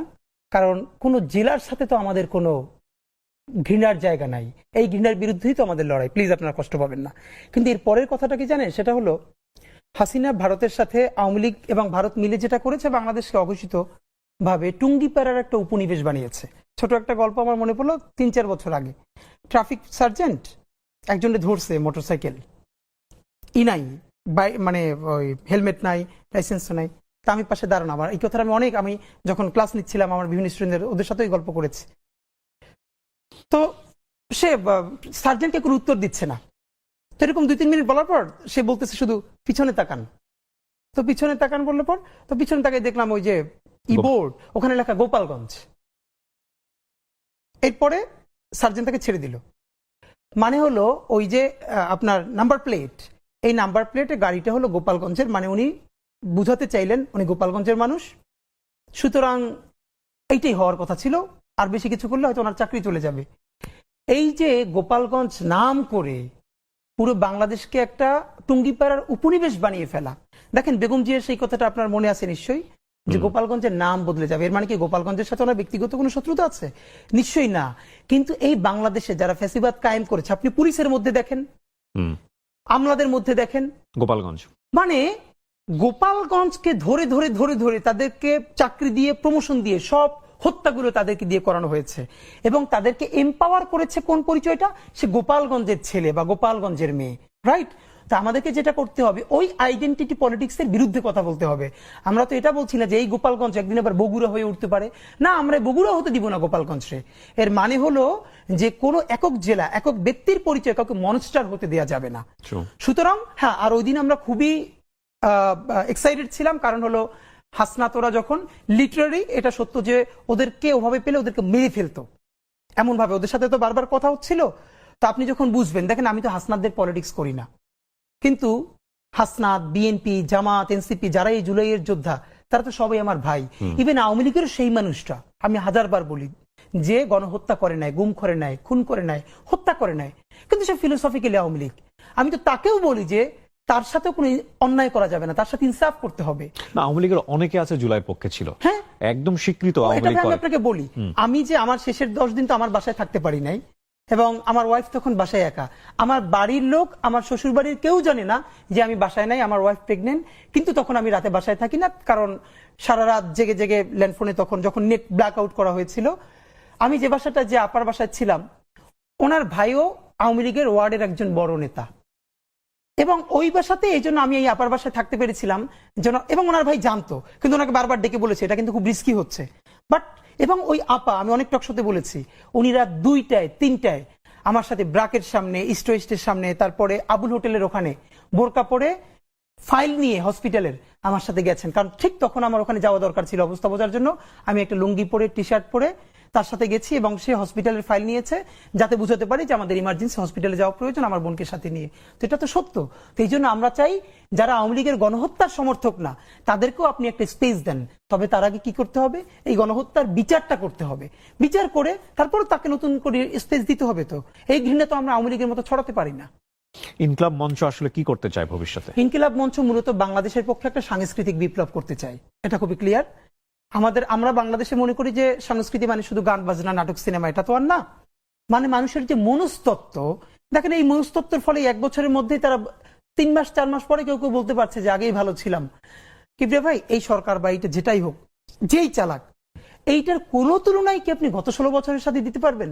শুধু একটা হাজার হাজার গুমের সাথে একটা গুম শুধু নিজের পরিবারের সাথে রিলেট করেন, এটা আপনার বাবা, আপনার মা, আপনার ভাই বোন, লাশটা ফিরে নদীতে ভাসিয়ে দিয়েছে, এরপর আপনি 2-3 বছর খুঁজেছেন সব জায়গায়, আপনাকে বলাও হয় না সে মরে গেছে। আপনি কিসের সাথে কি মিলাচ্ছেন? এর মানে আমাদের যে মনস্তত্ত্ব, সেই মনস্তত্ত্ব ভাঙতে হবে। বাংলাদেশে যেটা করা হয়েছে, বাংলাদেশে নাটক, সিনেমা, গল্প, উপন্যাস এসবের মাধ্যমে, যেমন আপনি সরাসরি গণহত্যা করবেন না, কিন্তু আপনি উপন্যাস লিখবেন, আপা তোমার আব্বাকে একটু আব্বা বলে ডাকি, এরকম বলে বলে আপনি বলবেন। আমার অনেক বড় ভাইকে আমি চিনি যারা পিএসসির ভাইবা বোর্ডে, বিসিএস এ বঙ্গবন্ধুর নামের আগে, শেখ মুজিবুর রহমান নামের আগে একটা টাইটেল বাদ দিয়েছে হয়তো, এবং তাকে প্রচন্ড অপমান করে বের করে দেওয়া হয়েছে। এবং আপনাকে বলতে হবে, যতবার বলবেন ততবার, 1000 বছরের শ্রেষ্ঠ বাঙালি জাতির জনক বঙ্গবন্ধু শেখ মুজিবুর রহমান। নবী রাসূলের নামও একবার বললে দুরূদ পড়লে হয়, বারবার বললে দুরূদ না পড়লেও হয়। অথচ এটা এমনই একটা ধর্ম, আওয়ামী লীগ একটা পলিটিক্যাল পার্টি না, এটা একটা কাল্ট, এটা একটা সেমি রিলিজন। প্রমাণ আপনাকে বলি, আজকে আওয়ামী লীগের যে ভাইয়েরা শুনবেন, আপনাদের কাছে বিনীত অনুরোধ করি, কিবরিয়া ভাই, আমি গত 1 বছর এই মনস্তত্ত্বটা বোঝার জন্য, আমাদের প্রচুর বন্ধু বান্ধব আছে তো যারা সফট ছাত্রলীগ বা ছাত্রলীগ করতো, অথবা আওয়ামী লীগকে ভালোবাসে, এরকম আছে না, যেহেতু এই দেশেই আমরা সব একসাথে থাকি, আমি প্রচন্ড ভাবে তাদেরকে বোঝার চেষ্টা করেছি। অনেস্টলি বলি, এখন পর্যন্ত আমি একজন, not a single man, Awami লীগের কর্মী না, সাধারণ সমর্থককে পাই নাই যারা এই জঘন্য গণহত্যার ব্যাপারে ন্যূনতম অনুশোচনা আছে। ভাই দেখেন, মানুষ যে যার পলিটিক্স করে, এরপরে ভাই বন্ধুরা বললে বলে না, না এই কেসটা খুব খারাপ হয়েছে, এই কেসটা ঠিক হয় না। ভাই, আমি একজন ন্যূনতম আওয়ামী লীগের সমর্থককে পাই নাই যে মনে করে এই গণহত্যাটা একটা জঘন্য কাজ হয়েছে, সুতরাং তাদের ক্ষমা চাওয়া উচিত। তারা বলে না, এটা কিসের কি হয়েছে, এখানে ছাত্ররা পুলিশকে মাইরে ফেলছে। এই মনস্তত্ত্ব আপনি কি দিয়ে ভাঙবেন ভাই? আমাদের একটা দীর্ঘ লড়াই লাগবে। বিএনপির ক্ষেত্রে অনেকবার বলেছি, বিএনপি যদি এখন নির্বাচিত হয়ে ক্ষমতায় আসে, তার কি ইচ্ছে 5 বছর থাকবে? 1/11 তো তার চলে যাওয়ার কথা না, সঠিক ভোট হলে তো তখনও সে ক্ষমতায় আসার কথা। কিন্তু দেখেন বিএনপির আর একটা ছায়ানট কোথায়, আর একটা উদিচি কোথায়?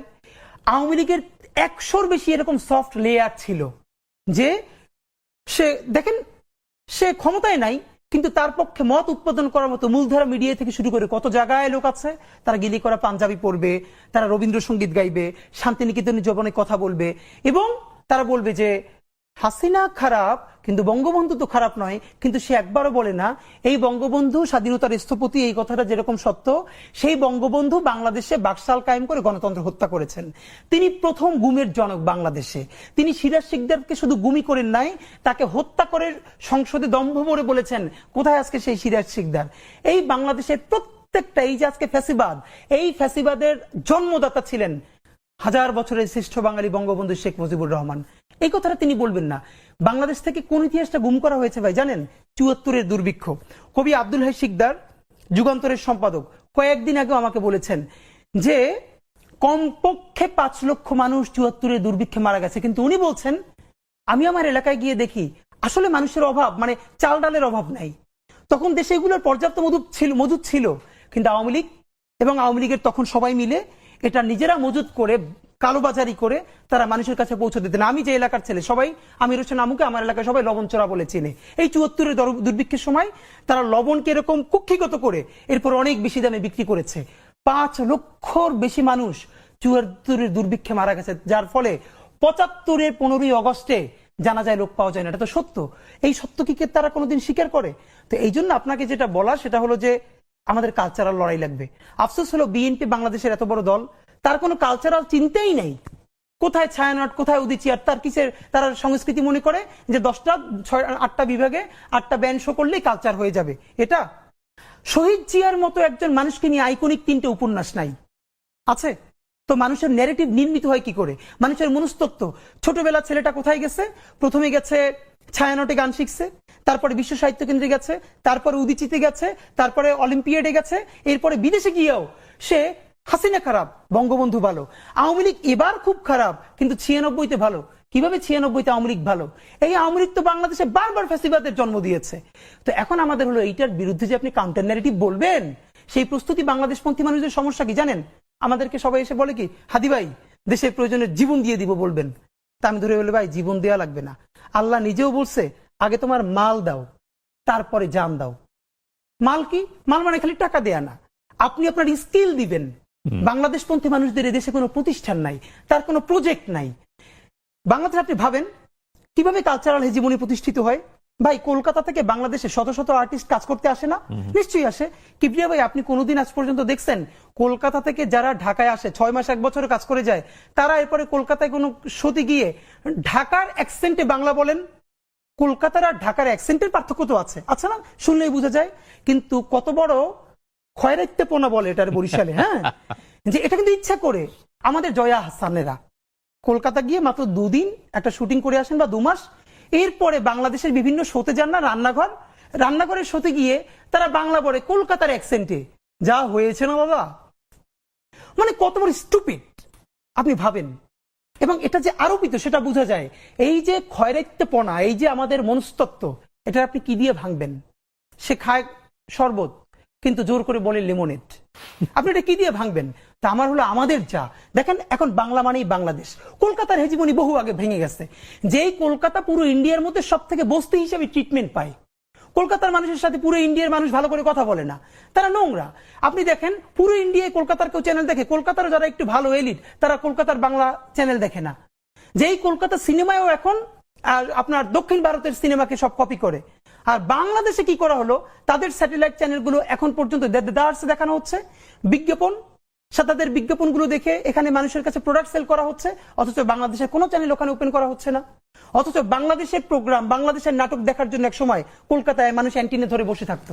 তো এই কালচারাল হেজিমনি আপনি কি দিয়ে ভাঙবেন? হাদি ভাই, আমার কাছে যেটা মনে হয়, আপনি যে যুদ্ধে নেমেছেন এই যুদ্ধটা অনেক কঠিন যুদ্ধ, অনেক লম্বা সময় ধরে করাটা যুদ্ধ।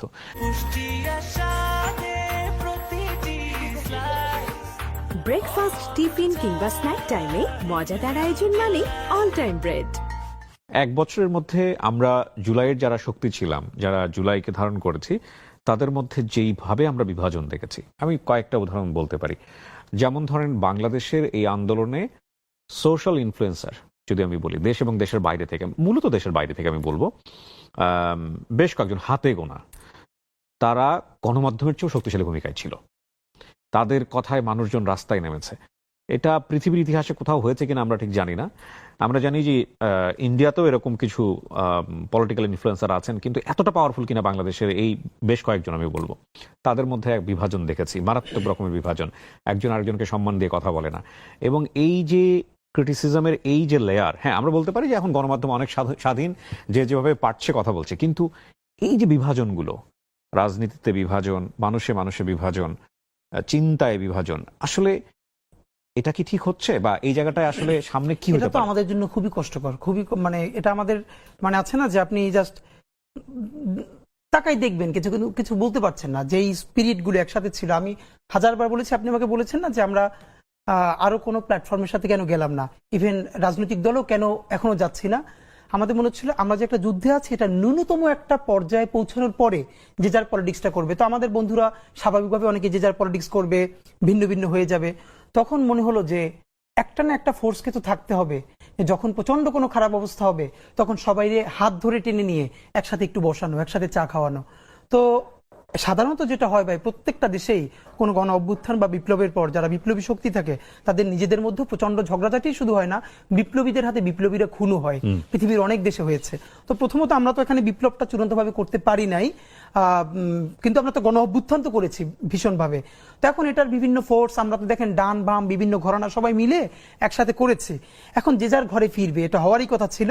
কিন্তু এখানে যেটা হয়ে যাচ্ছে যে ওই আক্রমণের ভাষাটা, মানে আমি শুধু আমাকে সহ সবাইকে বলছি, প্লিজ আমরা যখন সমালোচনাটা করব তখন ন্যূনতম এটুকুন মেনটেন করি যাতে জরুরি প্রয়োজনে আবার তার সাথে একসাথে একটু বসা যায়, এমন ভাবে না বলি যাতে কোনোদিনই তার মুখ দেখা বন্ধ হয়ে যায়। কারণ আমরা যেহেতু দেখেন, আমি আবারও বলি, যত বিচ্ছিন্নতা থাকুক, অনৈক্য থাকুক, আওয়ামী লীগ প্রশ্নে বাংলাদেশের সমস্ত ফ্যাসিবাদ বিরোধী শক্তির এক, গণহত্যার বিরুদ্ধে এক। তো আপনার আমাকে সহ আমি সবাইকে বলতে চাই, আমরা যখনই সমালোচনাটা করব, যারা জুলাইয়ের শক্তি ছিল, অন্তত এতটুকুন সম্মান ন্যূনতম বজায় রাখা, যাতে আবারও বড় বৃহত্তর ঐক্য দরকার হলে আমরা যেন এক টেবিলে বসে কথা বলতে পারি। কিন্তু এমন ভাবে যদি বলে ফেলি যে আমাদের মুখ দেখা দেখি বন্ধ হয়ে যায়, এই সুবিধা নিবে কারা? ভারতীয় আধিপত্যবাদ নিবে, গণহত্যাকারীরা নিবে। তো এটা তো আমাদের জন্য কারোর জন্যই কাম্য নয়। সুতরাং ওই ঐক্যটা তো আমাদের লাগবে। আগামীর যে নির্বাচন, আমরা অলরেডি শুনেছি যে 2026 ফেব্রুয়ারিতে নির্বাচন। আপনার কি মনে হয় এখন যে অবস্থায় আছে বাংলাদেশ, তাতে আমরা কি ফ্রি ফেয়ার একটা ইলেকশন দিতে পারবো? এখন ঠিক যে অবস্থায় আছে তাতে ওরকম প্রধান উপদেষ্টা বলেছেন যেটা, যে ঈদের উৎসবের মতো একটা নির্বাচন। দেখেন, গত বাংলাদেশের যতগুলো বড় বড় সমস্যা হয়েছে তার মূলে ছিল ত্রুটিপূর্ণ নির্বাচন। এখন উনি যেটা বলেছেন যে একটা ঈদের মতো, যে মানুষ বিদেশ থেকেও ভোট দিতে আসবে। আসলে সত্যি ওরকম একটা নির্বাচন হলে তো মানুষ ওই আমেজটা, বাচ্চা কাচ্চা নিয়ে লাইন দিয়ে ভোট দিবে। কিন্তু এখন পর্যন্ত আইন শৃঙ্খলা বাহিনীর যে অবস্থা, 1000-এর উপরে পুলিশ সরাসরি গণহত্যায় জড়িত, তাদের ব্যাপারে মামলা আছে। 46 জন না জানো কয়জনকে এরকমই গ্রেপ্তার করা হয়েছে, বাকিদেরকে গ্রেপ্তারও করা হয় নাই। তো পুলিশের অবস্থা এই, বাকি আইন শৃঙ্খলার অবস্থা এই। ঠিক এই অবস্থায় নির্বাচনে গেলে বাংলাদেশের মানুষের ঈদের উৎসবও হবে না, ওরকম ভালো নির্বাচনও হবে না, যা হবার তাই হবে। তো আমি যেটা মনে করি যে ইতিহাসের শ্রেষ্ঠ নির্বাচন হওয়ার জন্য আমরা দুটো কথা বলেছি। প্রথমত, অন্তত গুরুত্বপূর্ণ কয়েকটা বিচার আপনাকে দেখাতেই হবে। যদি জনগণকে, আপনি যদি চান না বিএনপি, জামাত ইসলামী আর যারা যারা এখন ক্ষমতার কাছাকাছি যাবে শুধু তারাই নির্বাচন করুক, এটা বাংলাদেশের জনগণের সর্বোচ্চ 20%। কিন্তু বাকি যারা দলের কর্মী না কিন্তু দেশ ভালোবেসে নির্বাচন করবে, তারা কিন্তু কেন্দ্রে যাবে না। তাদেরকে কেন্দ্রে নিলে কি কি করতে হবে? আপনাকে অবশ্যই জুলাই গণহত্যার যারা একদম প্রথম নির্দেশদাতা, তাদের কয়েকটার বিচার করে দেখাতে হবে। নাম্বার 2, অবশ্যই কিছু মৌলিক সংস্কার, মানে একদম যা আছে সেটার উপর দিয়ে দিলে মানুষ ভোট কেন্দ্রে যাবে না, আমিও যাব না, আমরাও যাব না। এমন কিছু সংস্কার যেটা মানুষ ফিল করবে যে না, এই সংস্কারটা হয়েছে, এখন খুশি হয়ে আমরা নির্বাচনটা করতে পারি। নাম্বার 3, এই নির্বাচনটা হতে হবে বাকশালী সংবিধানকে কবর দিয়ে নতুন বাংলাদেশের নতুন সংবিধানের নির্বাচন। আপনাকে বলতে পারতে হবে যারাই ক্ষমতায় আসবে, এইটা আমরা নতুন বাংলাদেশ বলছি, তো সুতরাং নতুন বাংলাদেশে বাকশালী সংবিধান, যেটার মাধ্যমে অটোমেটিকলি ফ্যাসিবাদ কায়েম হবে আবারও, সেই সংবিধানকে বাদ দিয়ে জনতার নতুন সংসদ, নতুন সংবিধান প্রণয়ন করবে। আপনি এটা যদি ঘোষণা দিতে পারেন, তাহলে বাংলাদেশের মানুষ ওই আনন্দে, ওই আকাঙ্ক্ষায় নির্বাচনে অংশগ্রহণ করবে। কিন্তু নতুন সংবিধানও নাই, কোনো সংস্কারও নাই, বিচারও নাই, এই অবস্থায় নির্বাচন গেলে আসলে কিছুই হবে না। ইভেন আই থিঙ্ক নির্বাচন করাও কঠিন হয়ে যাবে। হতাশ হয়ে যাচ্ছি আমরা, মানে শেষের দিকের এই কথাগুলো শুনে। কিন্তু মানুষ তো আসলে একটা পরিবর্তন দেখতে চেয়েছিল অবশ্যই। এবং সেই পরিবর্তনের জায়গায় আসলে কলকাঠি নাড়ছে কে, সেটাও একটা বড় প্রশ্ন। আমরা মাঝখানে এরকম একটা গুজবও শুনেছিলাম, গুজব কিনা এটা গুজব বলা যায় কিনা আমি জানি না, মানে আমাদের নাহিদ এনসিপির যিনি প্রধান, তিনি তো বলেই ফেলেছিলেন যে প্রধান উপদেষ্টা পদত্যাগ করতে চান, এবং এরকম শক্তিশালী স্টেটমেন্টও এসছে যে সরকারের ভেতরে একটা সরকার আছে। তো সেই অবস্থায় আসলে ইউনূস সাহেব কতটুকু করতে পারেন সেটাও একটা বড় প্রশ্ন। আবার আপনি যে বিষয়গুলোর কথা বললেন সেগুলো যারা স্টেক হোল্ডার তারা করবেন কিনা সেটাও একটা বড় প্রশ্ন। তো তার মানে সবকিছু মিলিয়ে কি আমরা একটা অনিশ্চিত বাংলাদেশের দিকে না, এখন যাচ্ছি? পর্যন্ত আমরা খুবই অনিশ্চয়তার মধ্যে আছি। কারণ দেখেন, অবশ্যই আমরা বলি পলিটিক্যাল পার্টিস গুলো গুরুত্বপূর্ণ স্টেক হোল্ডার, কিন্তু বাংলাদেশের স্বাধীনতা সার্বভৌমত্ব এতটাই গুরুত্বপূর্ণ যে তার সমস্ত মালিকানা আর সিদ্ধান্ত রাজনীতিবিদদের হাতে ছেড়ে দেওয়া যায় না। যেই ক্ষমতায় আসবে, ইভেন যদি জামাত ইসলাম আসে, কথার কথা বললাম, তাকেও তো ইন্ডিয়া প্রশ্ন ডিল করতে হবে কিবরিয়া ভাই। তা আপনি ভারতের মতো, আমি আপনাকে আবারও বলি, বাংলাদেশের পাশে বা প্রতিবেশী দেশগুলোর পাশে ভারত রাষ্ট্র হিসাবে যতটা পরাক্রমশালী, মেক্সিকোর পাশে আমেরিকাও ততটা পরাক্রমশালী না। এটা আমি আপনাকে দায়িত্ব নিয়ে বললাম। তো যখন একটা ইলেকটেড গভর্নমেন্ট আসবে, ইন্ডিয়া তো বসে আছে তার সাথে ডিল করবার জন্য, তা আপনি তো তখন এই মৌলিক সংস্কারগুলো চাইলেও করতে পারবেন না। এই জন্য রাজনৈতিক দলগুলোর কাছে আমরা হাতে ধরে পায়ে ধরে বারবার বলবার চেষ্টা করছি, প্লিজ আপনারা চাইলেও পারবেন না, আপনাদেরকে বিভিন্ন জিনিস ডিল করতে হবে, আর ইন্ডিয়া এগুলো হতে দিবে না। সুতরাং আপনারা ইউনূসের কাঁধে বন্দুক রেখে, ইন্টারিমের উপরে বন্দুক রেখে এই কাজগুলো করে ফেলেন। যদি তারা ভালো কিছু সংস্কার করতে চায়, প্লিজ আপনারা বাগড়া দিয়েন না, আপনারা বরং তাদের উপর দিয়ে করে ফেলেন। আপনারা তো পারবেন না, আপনারা জানেন, আপনাদের ইচ্ছা থাকবে কিন্তু আপনারা করতে পারবেন না, আপনাদেরকে করতে দেওয়া হবে না। তো এই যে একটা সোনালী সুযোগ আমরা পেয়েছি, এটাকে কেন মিস করতেছি ভাই? তো আপনার মাধ্যমে আমরা বলি হতাশার কিছু নাই। যারা অনেকেই বলছে কিচ্ছু হলো না, না, অনেক কিছু হয়েছে। প্রথমত কি হয়েছে, 24 সনেও এই অগস্টের আগে, জুলাই অগস্টের আগে সবাই বলেছে হাসিনারে আল্লাহ নিয়ে না গেলে আর কিছু হবে না, তোমরা যে যার মতো যাও, বলেছে না? তো এরপরে এই জুলাই গণ অভ্যুত্থান এর একমাত্র মাস্টার মাইন্ড উপরের আল্লাহ তাআলা। আমাদের অন্তরে তিনি অসীম সাহস নাজিল করেছেন, অসীম সাহস ভাই। তো এই 1 বছরে আল্লাহ যদি আমাদেরকে, যেটা কোনো পলিটিক্যাল পার্টি পারে নাই, বাংলাদেশের মানুষ যদি যা পেরে থাকে, তাহলে এই লড়াইটা তো কেবল শুরু। আমরা একটা বিপ্লবের মধ্যে আছি, বিপ্লব আমরা করতে পারি না, কিন্তু আপনাকে মনে রাখি ভাই, এইবার যদি ভালো কিছু না হয়, বাংলাদেশে একটা অনিবার্য বিপ্লব হবেই হবে। কবে হবে অঙ্ক কষে বলতে পারবো না, এটা 5 বছর পর, 10 বছর পর, অথবা আমার জন্মের পর আমার সন্তানেরাও করতে পারে। কিন্তু এই যে অসম্পূর্ণ বিপ্লব, তার স্ফুলিঙ্গ যে রয়ে গেছে, যেই সন্তান তার বাবাকে হারিয়েছে, মাকে হারিয়েছে, বোনকে হারিয়েছে, আমাকে শহীদ সৈকতের বোন মেসেজ করেছে গতকালকে, 2 বোন আপনার মনে আছে, যার ভাইয়ের লাশটা কাঁধে নিয়ে তারা মিছিল করছিলেন, তারা কিন্তু মরে যায় নাই। যেই ছেলে অন্ধ হয়ে আছে সে কিন্তু মরে যায় নাই। তাদের নেতৃত্বে চূড়ান্ত একটা বিপ্লব ইনশাল্লাহ হবেই। আমরা সেই চূড়ান্ত বিপ্লবের প্রস্তুতি নিচ্ছি, যেই বিপ্লবে আমরা সমস্ত আধিপত্যবাদের বিরুদ্ধে দাঁড়িয়ে সত্যিকারের একটা সার্বভৌম বাংলাদেশ গড়তে পারবো। আর সেই বিপ্লবের প্রথম পর্ব হলো আমাদেরকে ভীষণ যোগ্য করে তুলতে হবে। বাংলাদেশপন্থী মানুষদের হাজার হাজার তরুণ লাগবে, যারা এক একটা বিষয়ে ভীষণ স্কিল, যে সিনেমা বানাচ্ছে, ওয়ার্ল্ডের ফাইনেস্ট সিনেমা বানাবে, ফাইনেস্ট উপন্যাস লিখবে, এরকম এক একটা পর্যায়ে আমাদের হাজার হাজার যোগ্য লোক লাগবে। যখন আমরা দেখব যে প্রত্যেকটা সেক্টরে বাংলাদেশপন্থী ছেলে, বাংলাদেশপন্থী মেয়ে পৃথিবীর প্রতিটা প্রান্তে সব থেকে যোগ্য হয়ে উঠেছে, সেদিন আমাদের বিপ্লবের আমরা কেউ না কেউ ডাক দিবেই। ইনশাল্লাহ সেদিন আমরা সফল হব, আমরা বিপ্লবের মধ্যে আছি। হাদি ভাই, অনেক অনেক শুভকামনা থাকলো। খুব চমৎকার একটা সময় কেটেছে আপনার সঙ্গে। আমার ব্যক্তিগতভাবে অনেকবার গুজবাম্প হয়েছে। আমি ব্যক্তিগতভাবে বিশ্বাস করি 24-এর মধ্য দিয়ে যে বাংলাদেশ আমরা পেয়েছি, এই বাংলাদেশ কোনোভাবেই পথ হারাবে না এবং হারানো যাবে না। কারণ এই বাংলাদেশ সাধারণ মানুষের বাংলাদেশ, এদেশের মানুষের বাংলাদেশ। অনেক ভালো থাকুন আপনি। গোপালগঞ্জের মাটি বলেন, আকাশ বলেন, বাতাস বলেন, সবাই আওয়ামী ভক্ত, ব্যাপারে কোনো সন্দেহ নেই। তো তাদের জায়গা থেকে এই মুভমেন্ট বলেন বা আপনার বক্তব্য বলেন, গোপালগঞ্জের আপামর সাধারণ মানুষকে তো হার্ট করলো। অবশ্যই। এখানে ভাই একটা কথা বলি আপনার মাধ্যমে, প্রথমত সেটা হচ্ছে, গোপালগঞ্জে তো সবাই আওয়ামী লীগ করে না, কিন্তু বাংলাদেশে যেটা হচ্ছে, প্রথমত আপনার মাধ্যমে বলি, এটার কোনো ব্যাখ্যা নাই, সেটা হচ্ছে গোপালগঞ্জের যারা আওয়ামী ফ্যাসিবাদের লোক না, দেশপ্রেমিক মানুষ, তারা যারা আহত হয়েছেন, আমি তাদের কাছে বিনয়ের সাথে দুঃখ প্রকাশ করছি যে আমি আপনাদের সন্তান, আপনারা প্লিজ দুঃখ নেবেন না। কারণ কোনো জেলার সাথে তো আমাদের কোনো ঘৃণার জায়গা নাই, এই ঘৃণার বিরুদ্ধেই তো আমাদের লড়াই, প্লিজ আপনারা কষ্ট পাবেন না। কিন্তু এর পরের কথাটা কি জানেন, সেটা হলো হাসিনা ভারতের সাথে আওয়ামী লীগ এবং ভারত মিলে যেটা করেছে, বাংলাদেশকে অঘোষিত ভাবে টুঙ্গিপাড়ার একটা উপনিবেশ বানিয়েছে।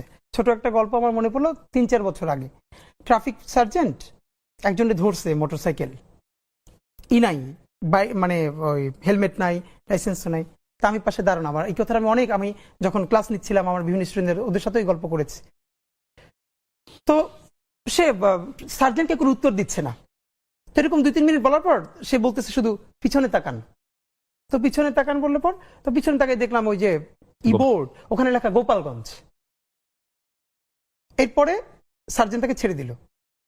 মানে হলো ওই যে আপনার নাম্বার প্লেট, এই নাম্বার প্লেটে গাড়িটা হলো গোপালগঞ্জের, মানে উনি বুঝাতে চাইলেন উনি গোপালগঞ্জের মানুষ। সুতরাং এইটাই হওয়ার কথা ছিল, আর বেশি কিছু করলে হয়তো ওনার চাকরি চলে যাবে। এই যে গোপালগঞ্জ নাম করে পুরো বাংলাদেশকে একটা টুঙ্গিপাড়ার উপনিবেশ বানিয়ে ফেলা। দেখেন বেগম জিয়ার সেই কথাটা আপনার মনে আছে নিশ্চয়ই, যে গোপালগঞ্জের নাম বদলে যাবে। এর মানে কি গোপালগঞ্জের সাথে ওনার ব্যক্তিগত কোনো শত্রুতা আছে? নিশ্চয়ই না।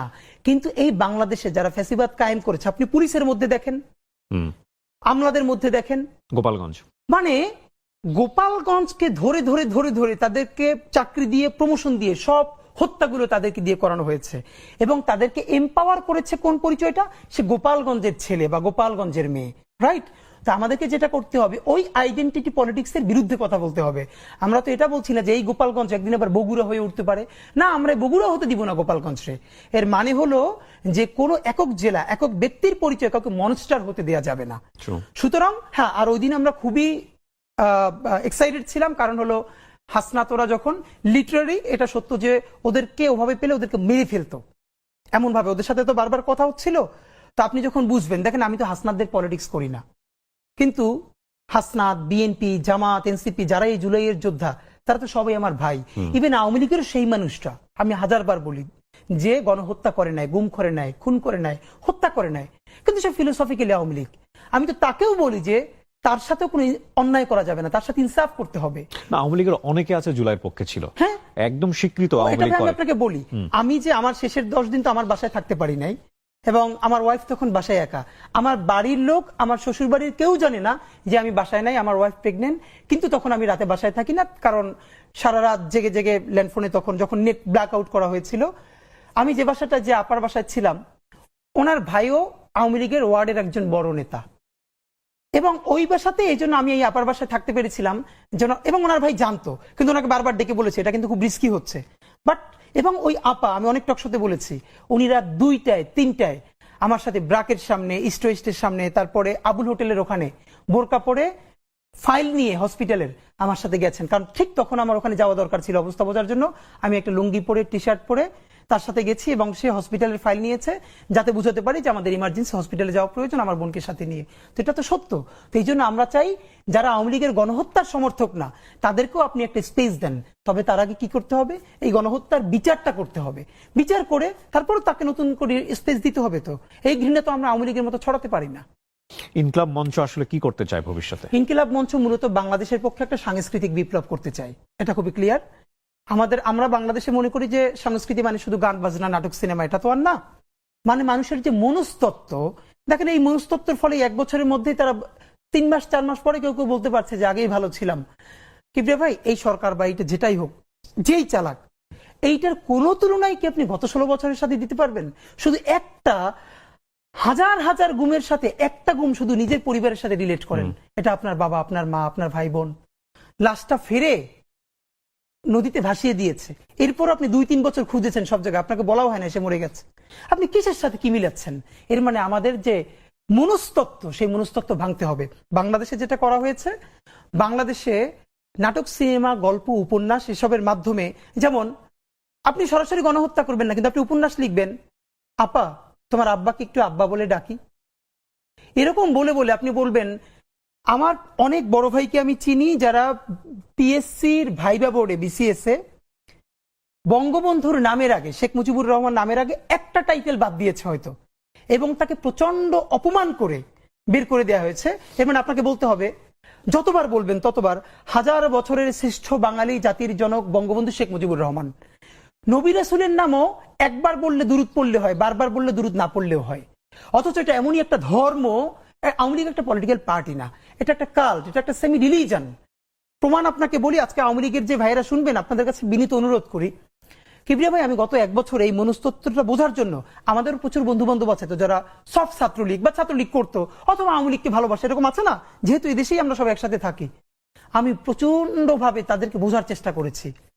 অনেস্টলি বলি, এখন পর্যন্ত আমি একজন, not a single man, Awami লীগের কর্মী না, সাধারণ সমর্থককে পাই নাই যারা এই জঘন্য গণহত্যার ব্যাপারে ন্যূনতম অনুশোচনা আছে।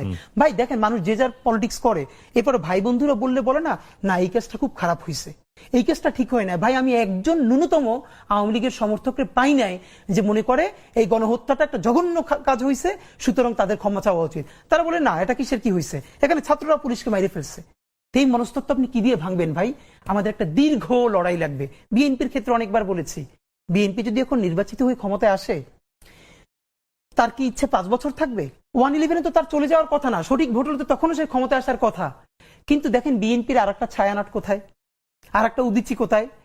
আওয়ামী লীগের 100-র বেশি এরকম সফট লেয়ার ছিল যে সে দেখেন সে ক্ষমতায় নাই, কিন্তু তার পক্ষে মত উৎপাদন করার মতো মূলধারা মিডিয়া থেকে শুরু করে কত জায়গায় লোক আছে, তারা গিলি করা পাঞ্জাবি পড়বে, তারা রবীন্দ্রসঙ্গীত গাইবে, শান্তিনিকেতনের জবনে কথা বলবে, এবং তারা বলবে যে হাসিনা খারাপ কিন্তু বঙ্গবন্ধু তো খারাপ নয়। কিন্তু সে একবারও বলে না এই বঙ্গবন্ধু স্বাধীনতার স্থপতি, এই কথাটা যেরকম সত্য, সেই বঙ্গবন্ধু বাংলাদেশে বাকশাল কায়েম করে গণতন্ত্র হত্যা করেছেন।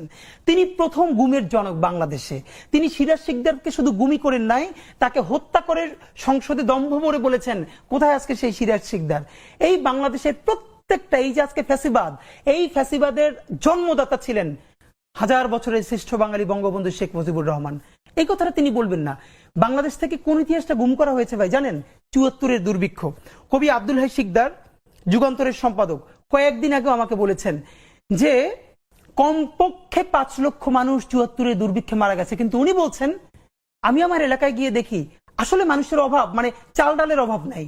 তখন দেশে এগুলোর পর্যাপ্ত মজুদ ছিল, কিন্তু আওয়ামী লীগ এবং আওয়ামী লীগের তখন সবাই মিলে এটা নিজেরা মজুদ করে, কালোবাজারি করে তারা মানুষের কাছে পৌঁছে দিতেন। আমি যে এলাকার ছেলে, সবাই আমির হোসেন আমুকে আমার এলাকায় সবাই লবণ চোরা বলে চিনে।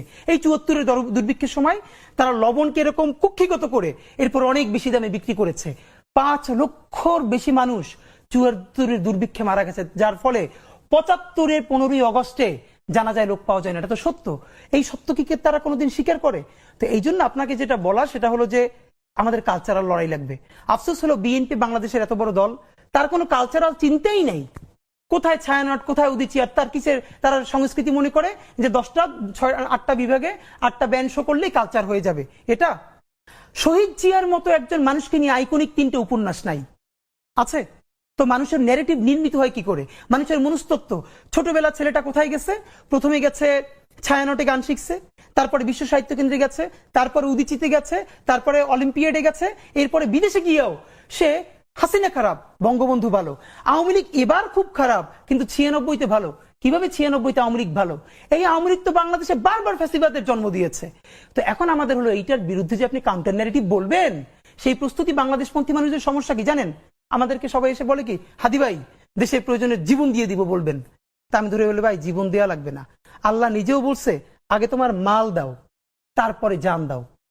মাল কি? মাল মানে খালি টাকা দেয়া না, আপনি আপনার স্কিল দিবেন। বাংলাদেশপন্থী মানুষদের দেশে কোনো প্রতিষ্ঠান নাই, তার কোনো প্রজেক্ট নাই। বাংলাদেশ আপনি ভাবেন কিভাবে কালচারাল হেজিমনি প্রতিষ্ঠিত হয়? ভাই কলকাতা থেকে বাংলাদেশে শত শত আর্টিস্ট কাজ করতে আসে না? নিশ্চয়ই আসে। কিবরিয়া ভাই, আপনি কোনোদিন আজ পর্যন্ত দেখছেন কলকাতা থেকে যারা ঢাকায় আসে 6 মাস 1 বছরে কাজ করে যায়, তারা এরপরে কলকাতায় কোনো শোতে গিয়ে ঢাকার অ্যাকসেন্টে বাংলা বলেন? কলকাতার আর ঢাকার অ্যাকসেন্টের পার্থক্য তো আছে, আচ্ছা না? শুনলেই বোঝা যায়। কিন্তু কত বড় খয়রাইত্যপনা বলে এটার বরিশালে, হ্যাঁ, যে এটা কিন্তু ইচ্ছা করে। আমাদের জয়া হাসানেরা কলকাতা গিয়ে মাত্র 2 দিন একটা শুটিং করে আসেন বা 2 মাস, এরপরে বাংলাদেশের বিভিন্ন শোতে যান না, রান্নাঘরের শোতে গিয়ে তারা বাংলা বলে কলকাতার অ্যাকসেন্টে। যা হয়েছে না বাবা, মানে কত বড় স্টুপিড আপনি ভাবেন। এবং এটা যে আরোপিত সেটা বোঝা যায়। এই যে খয়রাইত্যপনা, এই যে আমাদের মনস্তত্ত্ব, এটা আপনি কি দিয়ে ভাঙবেন? সে খায় শরবত কিন্তু জোর করে বলে লেমনেড, আপনি এটা কি দিয়ে ভাঙবেন? তা আমার হলো আমাদের যা দেখেন, এখন বাংলা মানেই বাংলাদেশ। কলকাতার হেজিমনি বহু আগে ভেঙে গেছে।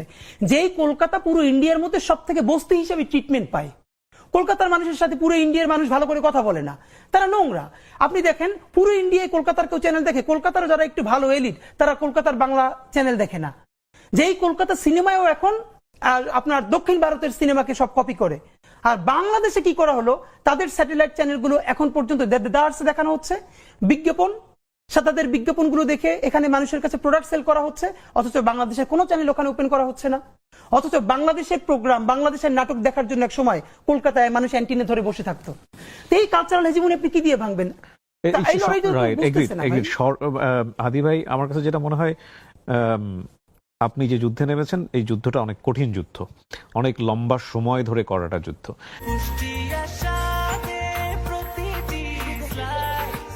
ব্রেকফাস্ট, টিফিন কিংবা স্ন্যাক টাইমে মজাদার আয়োজন মানে অল টাইম ব্রেড। এক বছরের মধ্যে আমরা জুলাইয়ের যারা শক্তি ছিলাম, যারা জুলাইকে ধারণ করেছি, তাদের মধ্যে যেইভাবে আমরা বিভাজন দেখেছি, আমি কয়েকটা উদাহরণ বলতে পারি।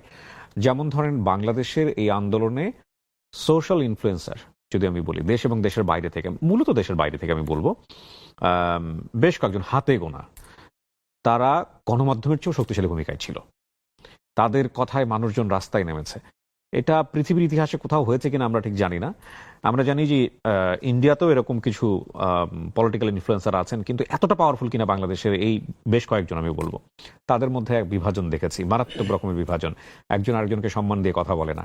এবং এই যে ক্রিটিসিজমের এই যে লেয়ার, হ্যাঁ আমরা বলতে পারি যে এখন গণমাধ্যম অনেক স্বাধীন, যে যেভাবে পারছে কথা বলছে, কিন্তু এই যে বিভাজনগুলো, রাজনীতিতে বিভাজন, মানুষে মানুষে বিভাজন, চিন্তায় বিভাজন, আসলে এটা কি ঠিক হচ্ছে, বা এই জায়গাটায় আসলে সামনে কি হতে পারে? এটা তো আমাদের জন্য খুবই কষ্টকর, খুবই মানে এটা আমাদের মানে আছে না যে আপনি জাস্ট তাকাই দেখবেন, কিছু কিছু বলতে পারছেন না। যেই স্পিরিট গুলো একসাথে ছিল, আমি হাজারবার বলেছি, আপনি আমাকে বলেছেন না যে আমরা আরো কোনো প্ল্যাটফর্মের সাথে কেন গেলাম না, ইভেন রাজনৈতিক দলও কেন এখনো যাচ্ছি না।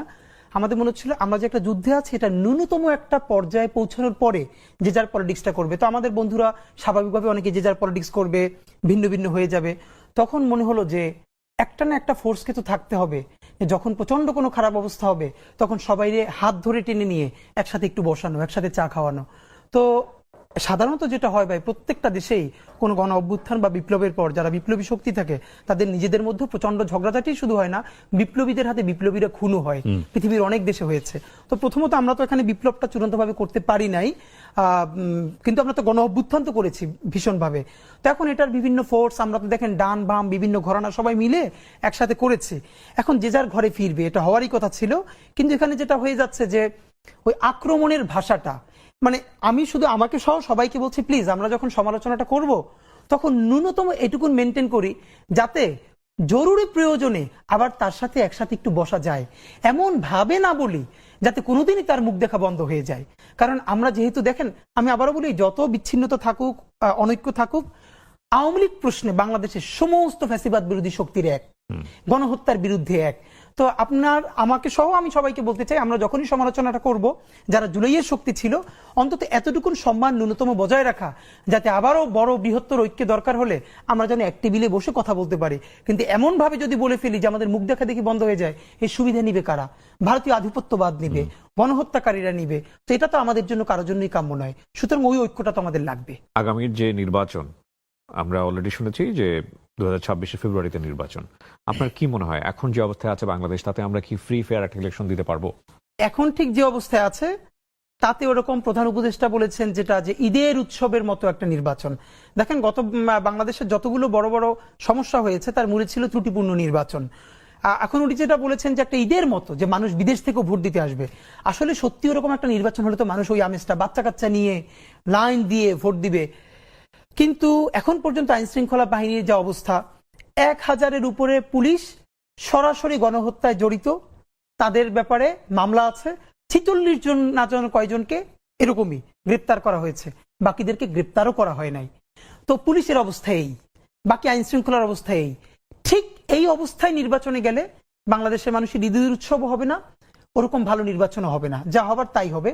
তো আমি যেটা মনে করি যে ইতিহাসের শ্রেষ্ঠ নির্বাচন হওয়ার জন্য আমরা দুটো কথা বলেছি। প্রথমত, অন্তত গুরুত্বপূর্ণ কয়েকটা বিচার আপনাকে দেখাতেই হবে। যদি জনগণকে, আপনি যদি চান না বিএনপি, জামাত ইসলামী আর যারা যারা এখন ক্ষমতার কাছাকাছি যাবে শুধু তারাই নির্বাচন করুক, এটা বাংলাদেশের জনগণের সর্বোচ্চ 20%। কিন্তু বাকি যারা দলের কর্মী না কিন্তু দেশ ভালোবেসে নির্বাচন করবে, তারা কিন্তু কেন্দ্রে যাবে না। তাদেরকে কেন্দ্রে নিলে কি কি করতে হবে? আপনাকে অবশ্যই জুলাই গণহত্যার যারা একদম প্রথম নির্দেশদাতা তাদের কয়েকটার বিচার করে দেখাতে হবে। নাম্বার 2, অবশ্যই কিছু মৌলিক সংস্কার, মানে একদম যা আছে সেটার উপর দিয়ে দিলে মানুষ ভোট কেন্দ্রে যাবে না, আমিও যাব না, আমরাও যাব না। এমন কিছু সংস্কার যেটা মানুষ ফিল করবে যে না, এই সংস্কারটা হয়েছে, এখন খুশি হয়ে আমরা নির্বাচনটা করতে পারি। নাম্বার 3, এই নির্বাচনটা হতে হবে বাকশালী সংবিধানকে কবর দিয়ে নতুন বাংলাদেশের নতুন সংবিধানের নির্বাচন। আপনাকে বলতে পারতে হবে যারাই ক্ষমতায় আসবে, এইটা আমরা নতুন বাংলাদেশ বলছি, তো সুতরাং নতুন বাংলাদেশে বাকশালী সংবিধান যেটার মাধ্যমে অটোমেটিকলি ফ্যাসিবাদ কায়েম হবে আবারও, সেই সংবিধানকে বাদ দিয়ে জনতার নতুন সংসদ নতুন সংবিধান প্রণয়ন করবে। আপনি এটা যদি ঘোষণা দিতে পারেন তাহলে বাংলাদেশের মানুষ ওই আনন্দে ওই আকাঙ্ক্ষায় নির্বাচনে অংশগ্রহণ করবে। কিন্তু নতুন সংবিধানও নাই, কোনো সংস্কারও নাই, বিচারও নাই, এই অবস্থায় নির্বাচন গেলে আসলে কিছুই হবে না। ইভেন আই থিঙ্ক নির্বাচন করাও কঠিন হয়ে যাবে। হতাশ হয়ে যাচ্ছি আমরা মানে শেষের দিকের এই কথাগুলো শুনে, কিন্তু মানুষ তো আসলে একটা পরিবর্তন দেখতে চেয়েছিল অবশ্যই। এবং সেই পরিবর্তনের জায়গায় আসলে কলকাঠি নাড়ছে কে, সেটাও একটা বড় প্রশ্ন। আমরা মাঝখানে এরকম একটা গুজবও শুনেছিলাম, গুজব কিনা এটা গুজব বলা যায় কিনা আমি জানি না, মানে আমাদের নাহিদ এনসিপির যিনি প্রধান, তিনি তো বলেই ফেলেছিলেন যে প্রধান উপদেষ্টা পদত্যাগ করতে চান, এবং এরকম শক্তিশালী স্টেটমেন্টও এসছে যে সরকারের ভেতরে একটা সরকার আছে। তো সেই অবস্থায় আসলে ইউনূস সাহেব কতটুকু করতে পারেন সেটাও একটা বড় প্রশ্ন। আবার আপনি যে বিষয়গুলোর কথা বললেন সেগুলো যারা স্টেক হোল্ডার তারা করবেন কিনা সেটাও একটা বড় প্রশ্ন। তো তার মানে সবকিছু মিলিয়ে কি আমরা একটা অনিশ্চিত বাংলাদেশের দিকে না, এখন যাচ্ছি? পর্যন্ত আমরা খুবই অনিশ্চয়তার মধ্যে আছি। কারণ দেখেন, অবশ্যই আমরা বলি পলিটিক্যাল পার্টিস গুলো গুরুত্বপূর্ণ স্টেক হোল্ডার, কিন্তু বাংলাদেশের স্বাধীনতা সার্বভৌমত্ব এতটাই গুরুত্বপূর্ণ যে তার সমস্ত মালিকানা আর সিদ্ধান্ত রাজনীতিবিদদের হাতে ছেড়ে দেওয়া যায় না। যেই ক্ষমতায় আসবে, ইভেন যদি জামাত ইসলাম আসে, কথার কথা বললাম, তাকেও তো ইন্ডিয়া প্রশ্ন ডিল করতে হবে কিবরিয়া ভাই। তা আপনি ভারতের মতো, আমি আপনাকে আবারও বলি, বাংলাদেশের পাশে বা প্রতিবেশী দেশগুলোর পাশে ভারত রাষ্ট্র হিসাবে যতটা পরাক্রমশালী, মেক্সিকোর পাশে আমেরিকাও ততটা পরাক্রমশালী না। এটা আমি আপনাকে দায়িত্ব নিয়ে বললাম। তো যখন একটা ইলেক্টেড গভর্নমেন্ট আসবে, ইন্ডিয়া তো বসে আছে তার সাথে ডিল করবার জন্য, তা আপনি তো তখন এই মৌলিক সংস্কারগুলো চাইলেও করতে পারবেন না। এই জন্য রাজনৈতিক দলগুলোর কাছে আমরা হাতে ধরে পায়ে ধরে বারবার বলবার চেষ্টা করছি, প্লিজ আপনারা চাইলেও পারবেন না, আপনাদেরকে বিভিন্ন জিনিস ডিল করতে হবে, আর ইন্ডিয়া এগুলো হতে দিবে না। সুতরাং আপনারা ইউনূসের কাঁধে বন্দুক রেখে, ইন্টারিমের উপরে বন্দুক রেখে এই কাজগুলো করে ফেলেন। যদি তারা ভালো কিছু সংস্কার করতে চায়, প্লিজ আপনারা বাগড়া দিয়েন না, আপনারা বরং তাদের উপর দিয়ে করে ফেলেন। আপনারা তো পারবেন না, আপনারা জানেন, আপনাদের ইচ্ছা থাকবে কিন্তু আপনারা করতে পারবেন না, আপনাদেরকে করতে দেওয়া হবে না। তো এই যে একটা সোনালী সুযোগ আমরা পেয়েছি, এটাকে কেন মিস করতেছি ভাই? তো আপনার মাধ্যমে আমরা বলি হতাশার কিছু নাই। যারা অনেকেই বলছে কিচ্ছু হলো না, না, অনেক কিছু হয়েছে। প্রথমত কি হয়েছে, 24 সনেও এই অগস্টের আগে, জুলাই অগস্টের আগে সবাই বলেছে হাসিনারে আল্লাহ নিয়ে না গেলে আর কিছু হবে না, তোমরা যে যার মতো যাও, বলেছে না? তো এরপরে এই জুলাই গণ অভ্যুত্থান এর একমাত্র মাস্টার মাইন্ড উপরের আল্লাহ তাআলা।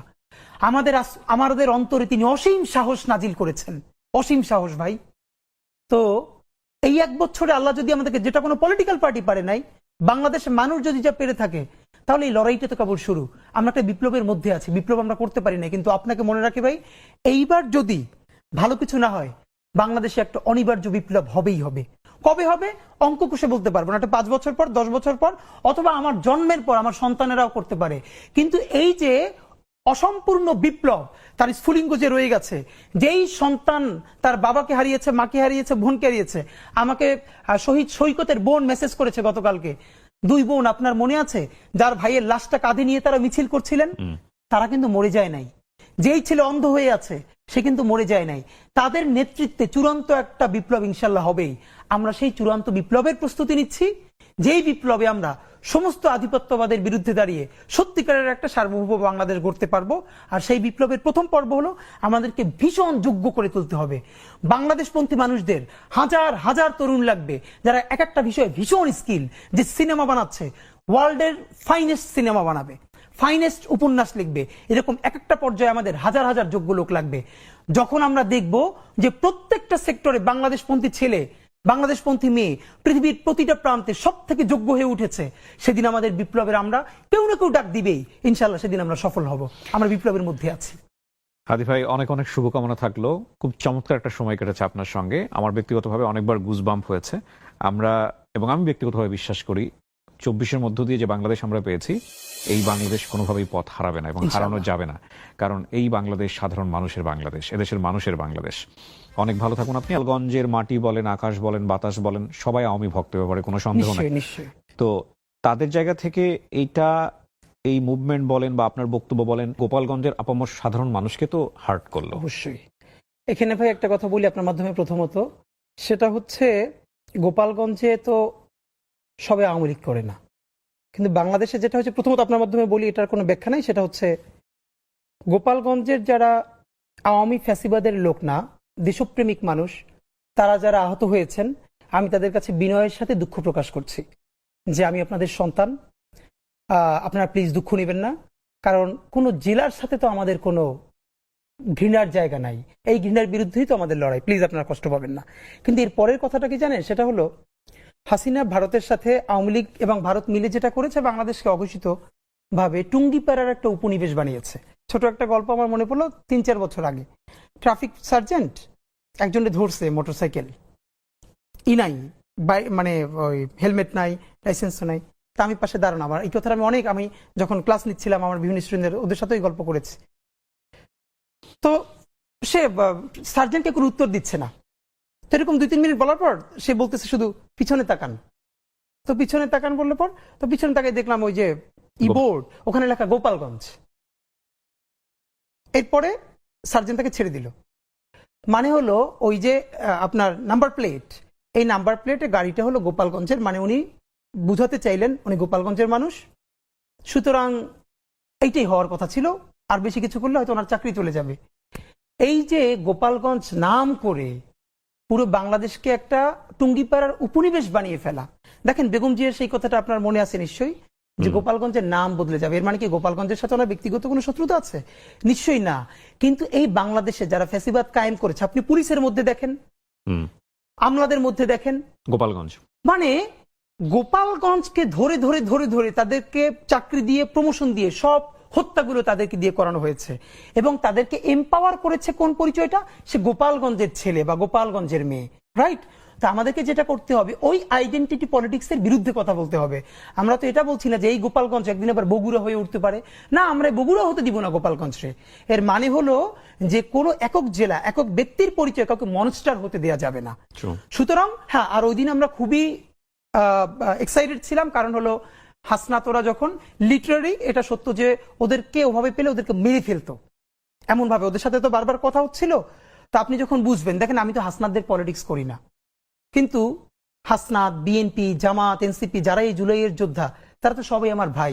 ইভেন আওয়ামী লীগের সেই মানুষটা, আমি হাজারবার বলি, যে গণহত্যা করে নাই, গুম করে নাই, খুন করে নাই, হত্যা করে নাই, কিন্তু সে ফিলোসফিক্যালি আওয়ামী লীগ, আমি তো তাকেও বলি যে তার সাথে কোনো অন্যায় করা যাবে না, তার সাথে ইনসাফ করতে হবে। না, আওয়ামী লীগের অনেকে আছে জুলাইয়ের পক্ষে ছিল, হ্যাঁ, একদম স্বীকৃত আওয়ামী লীগ। আমি আপনাকে বলি, আমি যে আমার শেষের 10 দিন তো আমার বাসায় থাকতে পারি নাই, এবং আমার ওয়াইফ তখন বাসায় একা, আমার বাড়ির লোক, আমার শ্বশুর বাড়ির কেউ জানে না যে আমি বাসায় নাই, আমার ওয়াইফ প্রেগনেন্ট, কিন্তু তখন আমি রাতে বাসায় থাকি না, কারণ সারা রাত জেগে জেগে ল্যান্ডফোনে, তখন যখন নেট ব্ল্যাক আউট করা হয়েছিল, আমি যে বাসাটা, যে আপার বাসায় ছিলাম, ওনার ভাইও আওয়ামী লীগের ওয়ার্ডের একজন বড় নেতা, এবং ওই বাসাতে এই জন্য আমি এই আপার বাসায় থাকতে পেরেছিলাম যেন, এবং ওনার ভাই জানতো, কিন্তু ওনাকে বারবার ডেকে বলেছে এটা কিন্তু খুব রিস্কি হচ্ছে, বাট এবং ওই আপা, আমি অনেক টকশোতে বলেছি, উনি রাত 2টায় 3টায় আমার সাথে ব্রাকের সামনে, ইস্ট ওয়েস্টের সামনে, তারপরে আবুল হোটেলের ওখানে বোরকা পরে ফাইল নিয়ে হসপিটালের আমার সাথে গেছেন, কারণ ঠিক তখন আমার ওখানে যাওয়া দরকার ছিল অবস্থা বোঝার জন্য। আমি একটা লুঙ্গি পরে, টি শার্ট পরে তার সাথে গেছি, এবং সে হসপিটালের ফাইল নিয়েছে যাতে বুঝতে পারি যে আমাদের ইমার্জেন্সি হসপিটালে যাওয়া প্রয়োজন আমার বোনকে সাথে নিয়ে। তো এটা তো সত্য। তো এই জন্য আমরা চাই যারা আওয়ামী লীগের গণহত্যার সমর্থক না, তাদেরকেও আপনি একটা স্পেস দেন, তবে তার আগে কি করতে হবে, এই গণহত্যার বিচারটা করতে হবে, বিচার করে তারপর তাকে নতুন করে স্পেস দিতে হবে। তো এই ঘৃণা তো আমরা আওয়ামী লীগের মতো ছড়াতে পারি না। ইনকিলাব মঞ্চ আসলে কি করতে চায় ভবিষ্যতে? ইনকিলাব মঞ্চ মূলত বাংলাদেশের পক্ষে একটা সাংস্কৃতিক বিপ্লব করতে চাই, এটা খুবই ক্লিয়ার। আমরা বাংলাদেশে মনে করি যে সংস্কৃতি মানে শুধু গান বাজনা, নাটক, সিনেমা, এটা তো আর না। মানে মানুষের যে মনস্তত্ত্ব, দেখেন এই মনস্তত্ত্বের ফলে 1 বছরের মধ্যেই তারা 3 মাস 4 মাস পরে কেউ কেউ বলতে পারছে যে আগেই ভালো ছিলাম। কিবরিয়া ভাই, এই সরকার বা এইটা যেটাই হোক, যেই চালাক, এইটার কোনো তুলনায় কি আপনি গত 16 বছরের সাথে দিতে পারবেন? শুধু একটা হাজার হাজার গুমের সাথে একটা গুম শুধু নিজের পরিবারের সাথে রিলেট করেন, এটা আপনার বাবা, আপনার মা, আপনার ভাই বোন, লাশটা ফিরে নদীতে ভাসিয়ে দিয়েছে, এরপর আপনি 2-3 বছর খুঁজেছেন সব জায়গায়, আপনাকে বলাও হয় না সে মরে গেছে। আপনি কিসের সাথে কি মিলাচ্ছেন? এর মানে আমাদের যে মনস্তত্ত্ব, সেই মনস্তত্ত্ব ভাঙতে হবে। বাংলাদেশে যেটা করা হয়েছে, বাংলাদেশে নাটক, সিনেমা, গল্প, উপন্যাস এসবের মাধ্যমে, যেমন আপনি সরাসরি গণহত্যা করবেন না, কিন্তু আপনি উপন্যাস লিখবেন, আপা তোমার আব্বাকে একটু আব্বা বলে ডাকি, এরকম বলে বলে আপনি বলবেন। আমার অনেক বড় ভাইকে আমি চিনি যারা পিএসসির ভাইবা বোর্ডে, বিসিএস এ বঙ্গবন্ধুর নামের আগে, শেখ মুজিবুর রহমান নামের আগে একটা টাইটেল বাদ দিয়েছে হয়তো, এবং তাকে প্রচন্ড অপমান করে বের করে দেওয়া হয়েছে। এবং আপনাকে বলতে হবে, যতবার বলবেন ততবার, 1000 বছরের শ্রেষ্ঠ বাঙালি জাতির জনক বঙ্গবন্ধু শেখ মুজিবুর রহমান। নবী রাসূলের নামও একবার বললে দুরূদ পড়লে হয়, বারবার বললে দুরূদ না পড়লেও হয়। অথচ এটা এমনই একটা ধর্ম। আওয়ামী লীগ একটা পলিটিক্যাল পার্টি না, এটা একটা কাল্ট, এটা একটা সেমি রিলিজন। প্রমাণ আপনাকে বলি, আজকে আওয়ামী লীগের যে ভাইয়েরা শুনবেন, আপনাদের কাছে বিনীত অনুরোধ করি, কিবরিয়া ভাই, আমি গত 1 বছর এই মনস্তত্ত্বটা বোঝার জন্য, আমাদের প্রচুর বন্ধু বান্ধব আছে তো যারা সফট ছাত্রলীগ বা ছাত্রলীগ করতো অথবা আওয়ামী লীগকে ভালোবাসে, এরকম আছে না, যেহেতু এই দেশেই আমরা সব একসাথে থাকি, আমি প্রচন্ড ভাবে তাদেরকে বোঝার চেষ্টা করেছি। অনেস্টলি বলি, এখন পর্যন্ত আমি একজন, not a single man, Awami লীগের কর্মী না, সাধারণ সমর্থককে পাই নাই যারা এই জঘন্য গণহত্যার ব্যাপারে ন্যূনতম অনুশোচনা আছে। ভাই দেখেন, মানুষ যে যার পলিটিক্স করে, এরপরে ভাই বন্ধুরা বললে বলে না, না এই কেসটা খুব খারাপ হয়েছে, এই কেসটা ঠিক হয় না। ভাই, আমি একজন ন্যূনতম আওয়ামী লীগের সমর্থককে পাই নাই যে মনে করে এই গণহত্যাটা একটা জঘন্য কাজ হয়েছে, সুতরাং তাদের ক্ষমা চাওয়া উচিত। তারা বলে না, এটা কিসের কি হয়েছে, এখানে ছাত্ররা পুলিশকে মাইরে ফেলছে। এই মনস্তত্ত্ব আপনি কি দিয়ে ভাঙবেন ভাই? আমাদের একটা দীর্ঘ লড়াই লাগবে। বিএনপির ক্ষেত্রে অনেকবার বলেছি, বিএনপি যদি এখন নির্বাচিত হয়ে ক্ষমতায় আসে, তার কি ইচ্ছে 5 বছর থাকবে? 1/11 তো তার চলে যাওয়ার কথা না, সঠিক ভোট হলে তো তখনও সে ক্ষমতায় আসার কথা। কিন্তু দেখেন বিএনপির আর একটা ছায়ানট কোথায়, আর একটা উদিচি কোথায়? আওয়ামী লীগের 100-র বেশি এরকম সফট লেয়ার ছিল যে সে, দেখেন, সে ক্ষমতায় নাই, কিন্তু তার পক্ষে মত উৎপাদন করার মতো মূলধারা মিডিয়া থেকে শুরু করে কত জায়গায় লোক আছে, তারা গিলি করা পাঞ্জাবি পড়বে, তারা রবীন্দ্রসঙ্গীত গাইবে, শান্তিনিকেতনের জবনে কথা বলবে, এবং তারা বলবে যে হাসিনা খারাপ কিন্তু বঙ্গবন্ধু তো খারাপ নয়। কিন্তু সে একবারও বলে না এই বঙ্গবন্ধু স্বাধীনতার স্থপতি, এই কথাটা যেরকম সত্য, সেই বঙ্গবন্ধু বাংলাদেশে বাকশাল কায়েম করে গণতন্ত্র হত্যা করেছেন। তিনি প্রথম গুমের জনক বাংলাদেশে। তিনি সিরাজ শিকদারকে শুধু গুমি করেন নাই, তাকে হত্যা করে সংসদে দম্ভ ভরে বলেছেন, কোথায় আজকে সেই সিরাজ শিকদার? এই বাংলাদেশের প্রত্যেকটা, এই যে আজকে ফ্যাসিবাদ, এই ফ্যাসিবাদের জন্মদাতা ছিলেন 1000 বছরের শ্রেষ্ঠ বাঙালি বঙ্গবন্ধু শেখ মুজিবুর রহমান।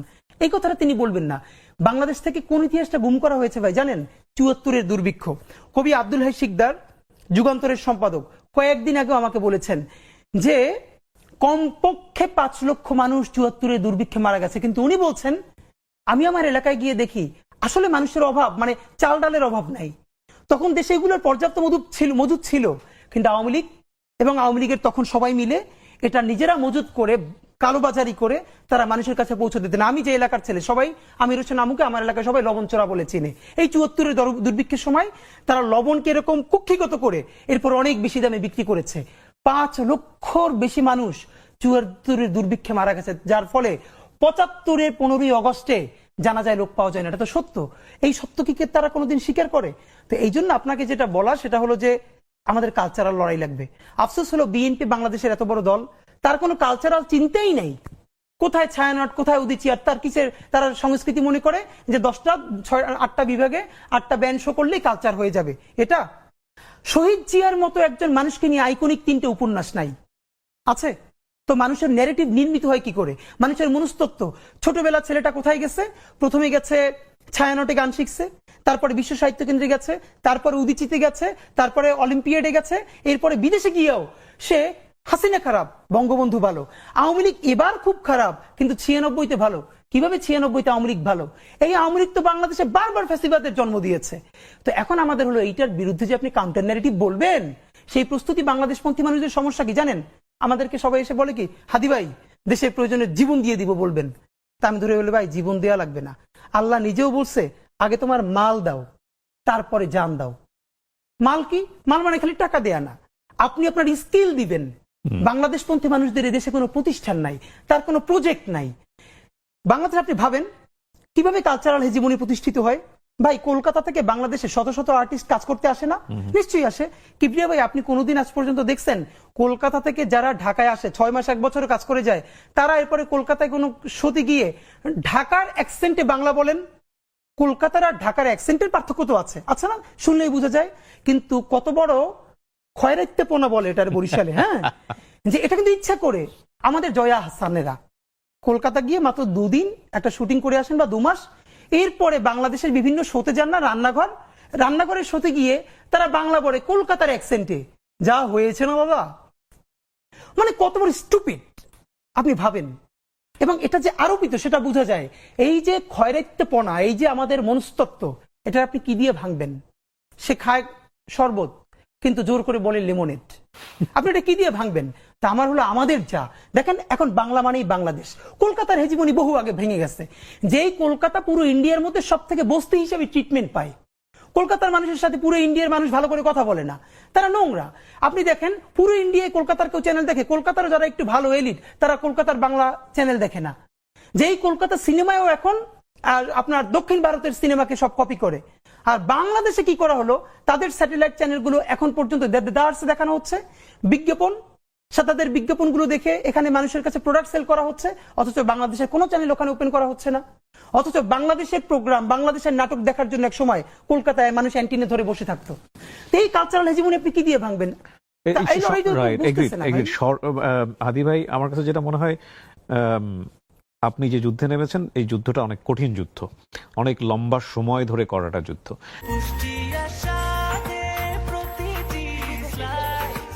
ব্রেকফাস্ট, টিফিন কিংবা স্ন্যাক টাইমে মজাদার আয়োজন মানে অল টাইম ব্রেড। 1 বছরের মধ্যে আমরা জুলাইয়ের যারা শক্তি ছিলাম, যারা জুলাইকে ধারণ করেছি, তাদের মধ্যে যেইভাবে আমরা বিভাজন দেখেছি, আমি কয়েকটা উদাহরণ বলতে পারি। যেমন ধরেন, বাংলাদেশের এই আন্দোলনে সোশ্যাল ইনফ্লুয়েন্সার, যদি আমি বলি দেশ এবং দেশের বাইরে থেকে, মূলত দেশের বাইরে থেকে আমি বলবো, বেশ কয়েকজন হাতে গোনা, তারা গণমাধ্যমের চেয়েও শক্তিশালী ভূমিকায় ছিল। তাদের কথায় মানুষজন রাস্তায় নেমেছে। এটা পৃথিবীর ইতিহাসে কোথাও হয়েছে কিনা আমরা ঠিক জানি না। আমরা জানি যে ইন্ডিয়াতেও এরকম কিছু পলিটিক্যাল ইনফ্লুয়েন্সার আছেন, কিন্তু এতটা পাওয়ারফুল কিনা বাংলাদেশের এই বেশ কয়েকজন আমি বলবো। তাদের মধ্যে এক বিভাজন দেখেছি, মারাত্মক রকমের বিভাজন, একজন আরেকজনকে সম্মান দিয়ে কথা বলে না। এবং এই যে ক্রিটিসিজমের এই যে লেয়ার, হ্যাঁ আমরা বলতে পারি যে এখন গণমাধ্যম অনেক স্বাধীন, যে যেভাবে পারছে কথা বলছে, কিন্তু এই যে বিভাজনগুলো, রাজনীতিতে বিভাজন, মানুষে মানুষে বিভাজন, চিন্তায় বিভাজন, আসলে এটা কি ঠিক হচ্ছে, বা এই জায়গাটায় আসলে সামনে কি হতে পারে? এটা তো আমাদের জন্য খুবই কষ্টকর, খুবই মানে এটা আমাদের মানে আছে না যে আপনি জাস্ট তাকাই দেখবেন, কিছু কিছু বলতে পারছেন না। যেই স্পিরিট গুলো একসাথে ছিল, আমি হাজারবার বলেছি, আপনি আমাকে বলেছেন না যে আমরা আরো কোনো প্ল্যাটফর্মের সাথে কেন গেলাম না, ইভেন রাজনৈতিক দলও কেন এখনো যাচ্ছি না। আমাদের মনে হচ্ছিল আমরা যে একটা যুদ্ধে আছি, এটা ন্যূনতম একটা পর্যায়ে পৌঁছানোর পরে যে যার পলিটিক্সটা করবে। তো আমাদের বন্ধুরা স্বাভাবিকভাবে অনেকে যে যার পলিটিক্স করবে, ভিন্ন ভিন্ন হয়ে যাবে। তখন মনে হলো যে একটা না একটা ফোর্সকে তো থাকতে হবে, যখন প্রচন্ড কোনো খারাপ অবস্থা হবে তখন সবাই হাত ধরে টেনে নিয়ে একসাথে একটু বসানো, একসাথে চা খাওয়ানো। তো সাধারণত যেটা হয় ভাই, প্রত্যেকটা দেশেই কোনো গণ অভ্যুত্থান বা বিপ্লবের পর যারা বিপ্লবী শক্তি থাকে, তাদের নিজেদের মধ্যে প্রচন্ড ঝগড়াঝাটি শুধু হয় না, বিপ্লবীদের হাতে বিপ্লবীরা খুনও হয়। পৃথিবীর অনেক দেশে হয়েছে। তো প্রথমত আমরা তো এখানে বিপ্লবটা চূড়ান্তভাবে করতে পারি নাই, কিন্তু আমরা তো গণ অভ্যুত্থান তো করেছি ভীষণভাবে। তো এখন এটার বিভিন্ন ফোর্স, আমরা তো দেখেন ডান বাম বিভিন্ন ঘরানা সবাই মিলে একসাথে করেছি। এখন যে যার ঘরে ফিরবে, এটা হওয়ারই কথা ছিল। কিন্তু এখানে যেটা হয়ে যাচ্ছে যে ওই আক্রমণের ভাষাটা, মানে আমি শুধু আমাকে সহ সবাইকে বলছি, প্লিজ আমরা যখন সমালোচনাটা করব তখন ন্যূনতম এটুকুন মেনটেন করি, যাতে জরুরি প্রয়োজনে আবার তার সাথে একসাথে একটু বসা যায়, এমন ভাবে না বলি যাতে কোনোদিনই তার মুখ দেখা বন্ধ হয়ে যায়। কারণ আমরা যেহেতু দেখেন, আমি আবারও বলি, যত বিচ্ছিন্নতা থাকুক, অনৈক্য থাকুক, আওয়ামী লীগ প্রশ্নে বাংলাদেশের সমস্ত ফ্যাসিবাদ বিরোধী শক্তির এক, গণহত্যার বিরুদ্ধে এক। তো আপনার আমাকে সহ আমি সবাইকে বলতে চাই, আমরা যখনই সমালোচনাটা করব, যারা জুলাইয়ের শক্তি ছিল, অন্তত এতটুকুন সম্মান ন্যূনতম বজায় রাখা, যাতে আবারও বড় বৃহত্তর ঐক্য দরকার হলে আমরা যেন এক টেবিলে বসে কথা বলতে পারি। কিন্তু এমন ভাবে যদি বলে ফেলি যে আমাদের মুখ দেখা দেখি বন্ধ হয়ে যায়, এই সুবিধা নিবে কারা? ভারতীয় আধিপত্যবাদ নিবে, গণহত্যাকারীরা নিবে। তো এটা তো আমাদের জন্য কারোর জন্যই কাম্য নয়। সুতরাং ওই ঐক্যটা তো আমাদের লাগবে। আগামীর যে নির্বাচন, আমরা অলরেডি শুনেছি যে 2026 ফেব্রুয়ারিতে নির্বাচন। আপনার কি মনে হয় এখন যে অবস্থায় আছে বাংলাদেশ, তাতে আমরা কি ফ্রি ফেয়ার একটা ইলেকশন দিতে পারবো? এখন ঠিক যে অবস্থায় আছে তাতে ওরকম প্রধান উপদেষ্টা বলেছেন যেটা যে ঈদের উৎসবের মতো একটা নির্বাচন। দেখেন গত বাংলাদেশের যতগুলো বড় বড় সমস্যা হয়েছে তার মূলে ছিল ত্রুটিপূর্ণ নির্বাচন।